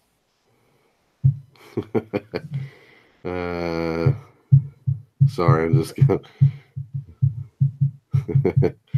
Oh, you gotta love it. Gotta love it. We're getting some text from some people. Yeah, there's a lot of things that happened today that are positive. I think there are a lot of things that are negative. I think, but that's the way that politics and government works. Sometimes when you're going to be defeated on a bill, sometimes a win is getting something attached to a bill is going to pass that could help down the long run, down the road. Getting this attached could change politics a little bit. So, I got excited when he introduced it, and I knew exactly why he was introducing it. And it was on so many different layers. You talk about 3 or 4D chess.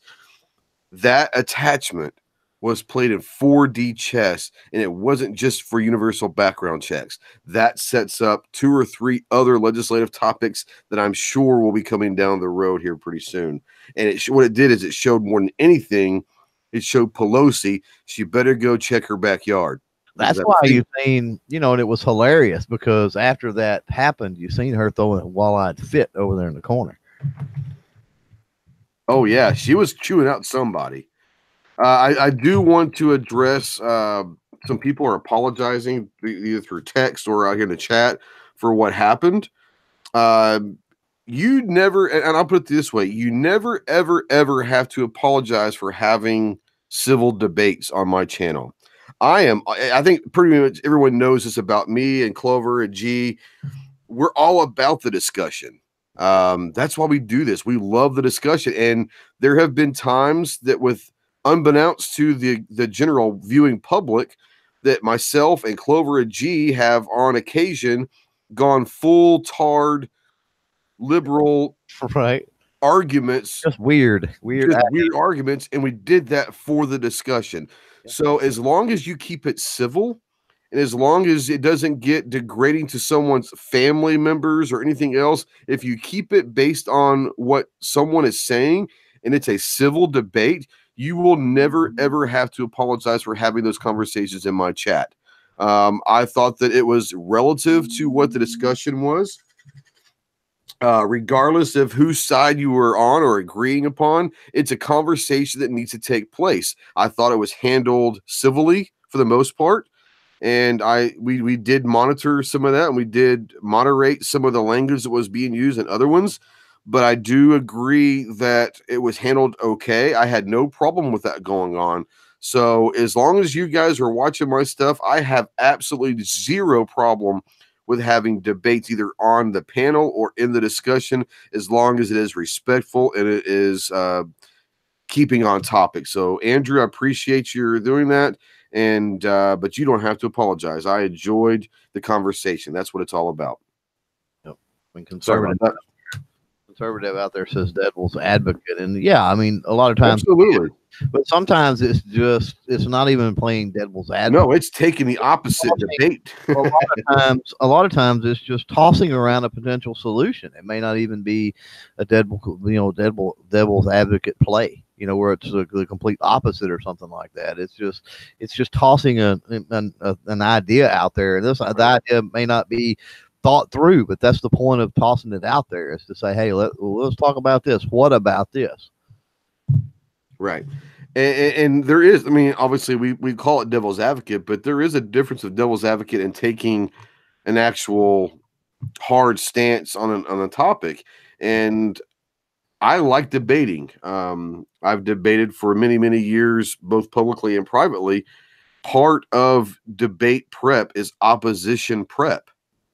And if any of us plan on having a debate in public or a conversation in public with someone who's anti-gun, then we have to be prepared. We have to know what our opposition is coming at with this. We know that our stats are right, but they use emotion. So we have to have discussions year in and day out, so that we are prepared for those discussions. So that's why we do this. Sorry about that. Yeah, but it's not even that. It's not even when we're talking to the anti-gun. Imagine you talking. This argument is going between two gun guys. Tomorrow, you're at the local gun shop and you're at the counter, and a dude walks in, and political conversation over HR 8 ensues. Yeah. And they go, oh, well, that jackass from wherever, he supported the bill, and he slid amendments into that bill at the last minute. And blah, blah, blah. Why? Because they have this disconnect, and they don't understand the policy, and they don't understand the tact.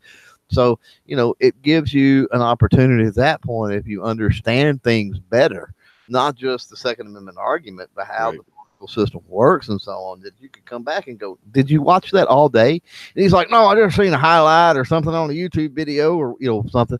And you go, well, maybe you need to go watch the hours and hours of stuff, because that dude stood on the floor and there was no doubt he was pro Second Amendment, based off of what he's saying. Who knows in his personal life? We don't see that, but we can look at his voting record and what he's saying on the floor. And, he obviously didn't spout anything that was anti-Second Amendment. He was clearly against that bill the whole day. But, he knew that sneaking that in was, a potential flaw, like Go said, potential chink in that armor. And that's why he did it. So, it's the ability to inform even people on our side that, hey, we go back to this thing. We don't have to agree on tact. But it still needs to be discussed. That's correct. And the comments out there about breaking oaths and It's their oath to, defend and protect the Constitution. Understand this. Why do we have this argument? Because different people interpret what the Second Amendment is. They are going to defend and protect the Constitution is what they're saying. What they really should be saying, or what they mean, is I give my vow to protect and defend my interpretation of the Constitution of the United States. Right. That's why we have different political parties. Every constitutional amendment out there is going to be debated by 16 different directions, because there's 16 different ways to interpret any amendment. Okay. So let's not get on a soapbox saying that these people are evil. I'm not saying that Dianne Feinstein is going to be invited to a Christmas party, but I truly don't think she's an evil person. I think that her mentality and her thought process and her interpretation of specific amendments are evil. But I'm not saying that she's an evil person. So the name calling and the finger pointing, what you need to understand is we saw today, once again, and I have been talking about this, and Clover's been talking about this, and G's been talking about this for a long time. We have so much just fractures within our own community. And we saw today on this chat, we have people that have different opinions on certain things. And the first reaction that we have is to attack. And instead of sitting back and saying, what is he trying to say? What does he believe? Let's think about this. Let's educate ourselves, and let's have a civil discussion.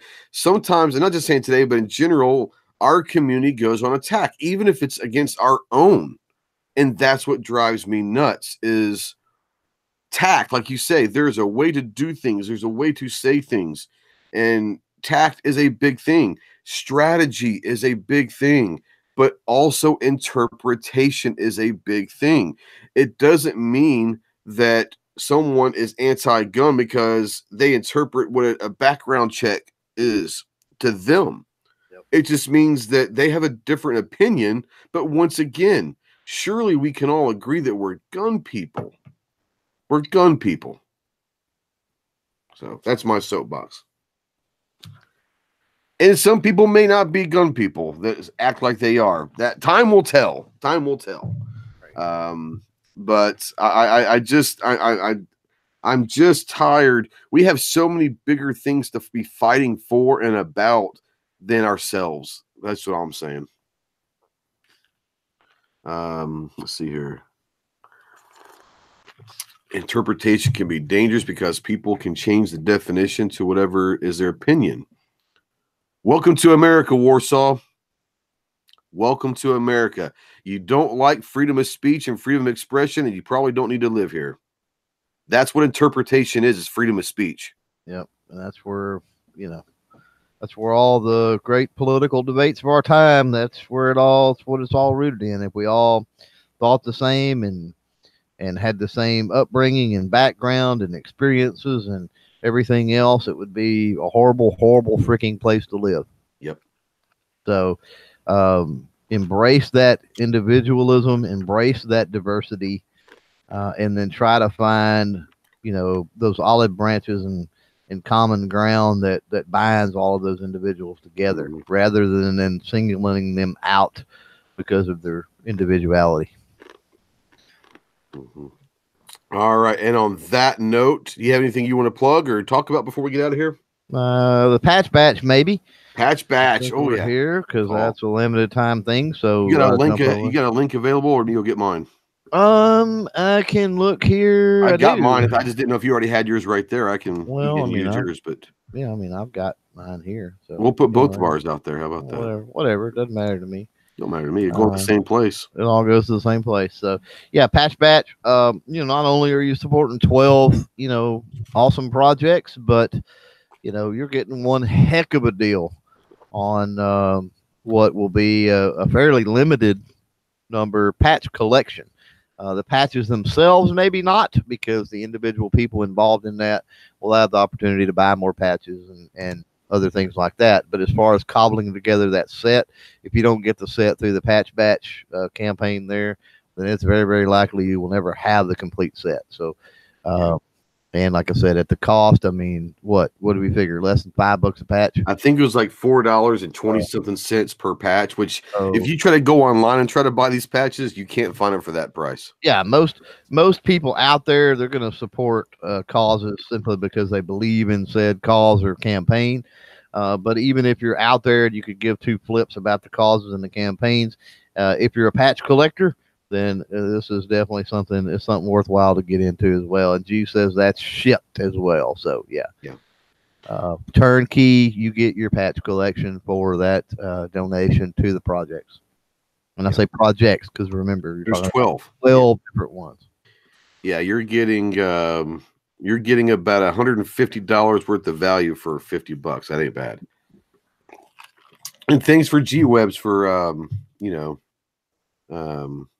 for putting that together. It's pretty awesome. There's some really cool people that you may not be aware of. Yuta's an awesome guy. Tony's a great guy. Florida Carry. There's a lot of patches, and there will be some patches that are going to be special edition as well that you may not ever see again. So, real quick, I want to talk about this. The poor conservatives have sorry. Congress does not have the freedom to interpret the Constitution. They are bound by the document and the SCOTUS interpret. That's not true. It's called checks and balances, my friend. You have the interpretation branch of the government is the Supreme Court, but Congress can interpret it anything they want. It's up to the Supreme Court to find out if they believe that interpretation is constitutional. Congress and Senate can pass whatever bills they choose to. They can interpret anything. The problem, the court will come up and say, is that interpretation that they're considering constitutional? And we got to realize here that interpretation is a human condition. That's correct. Look at people that believe the Bible. Look at how many different sects or different denominations there are, right? And why? Because they all interpret that differently. Okay? Right. You read a book, I read a book, we interpret it differently. You see somebody on the street doing something, I see somebody on the street doing something, we may interpret that differently. It's a human condition. So to say that, people in Congress or people on a bench or whatever, that you completely throw, interpretation out the window. Well, everything has to start somewhere. So that even the Constitution was written in the framework and by the minds of our founders, right? They interpreted things to mean, certain freedoms and things like that, right? So that's where you get your originalist for the Constitution, right? And then you've got a varying degree all across the spectrum of people that interpret the Constitution. And there's nothing we can do about that. That's individuality, and that's part of the great thing about this country. So yeah. I'll give you another analogy, and I'll use religion. And people that know me know that I'm not a religious man, but I'm very well studied in religion. We'll say Christianity. Why are there 157 different denominations in Christianity? Because each one of those interpret the Bible differently. And to their own minds, they're correct in their interpretation of the Bible. It's the same thing with anything, whether it's laws or anything else. Each individual person in America, by the freedom of speech and freedom of expression, have the right to interpret anything they choose to, and let public opinion, let you get in your ass beat, and let the Supreme Court, Congress, and all of that, all three branches, determine if your interpretation is constitutional. That being said, just because it may not be constitutional doesn't mean that you can't interpret it how you want to. That's also the beautiful thing about America. Also doesn't mean it's wrong. That's correct. It just may not be constitutional, but it doesn't mean that it's a wrong way of thinking. And I'm not saying that we're not talking gun control here, guys. We're talking generalities. So it's just one of those things that me believing in God has nothing to do with religion, Warsaw. And it's a personal thing, but I'll tell you, yes, I believe in God. I do not believe in religion. So Religion is power and control. So we can have this talk privately if you want. But if you ask me if I believe in God, yes, I do. Do I believe in religion? Not a chance. And it's one of them weird things that when you have the founders that believed in they believed in creationism, and they put in even language referring to inalienable rights, endowed by our right with inalienable rights. Right. So knowledge, even in our founding documents, the Creator. Which would be a God, not necessarily a God, not a religion, but a higher authority, as Warsaw out there saying. But then yet, what's crazy is you have that, but then you have people that are very staunch constitutionalists and are very staunch in alignment with original interpretation in the foundings. That's right. Others that are atheists. That's correct. It boggles my mind sometimes when we go back to that individuality in individual interpretation. Or agnostic, which is even a different interpretation. Right. Like, how can people like that be, in line with the Constitution and stuff like that? Look at he's the one that quickly comes to mind when I think about stuff like that, because he doesn't believe in the whole religion and the fairy godmother in the sky theory.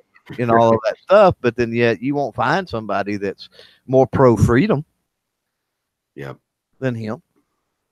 So it's an interesting dynamic.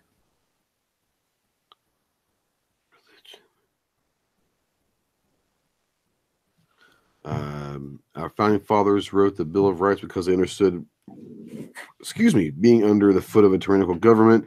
That's pretty simple, and religion is not Christianity, but religions have used it. There's 100 different types of religions, not just Christianity. You have Judaism, you have Hindu, now Buddhism is not really a religion; it is a way of life. But you have Islam. There's all sorts of religions. I don't believe in religion. I don't think that anyone should dictate how I should interpret a Bible. I don't think that anyone should dictate what I have to do to go to heaven or hell. I think that my personal responsibility is to me and my family, and my personal relationship with God is my personal business. I don't feel like I had to show up on Sunday to be seen at church to go to heaven. The Bible tells me that I have to accept Jesus Christ as my Lord and Savior, and that's on me. Has nothing to do with anybody else. If you don't like that, unsubscribe and don't come back. And it does not charge me with having authority over your religion as well. Right. It is what it is. God, how do we get down that road? That's a rabbit hole I never thought we would get down on.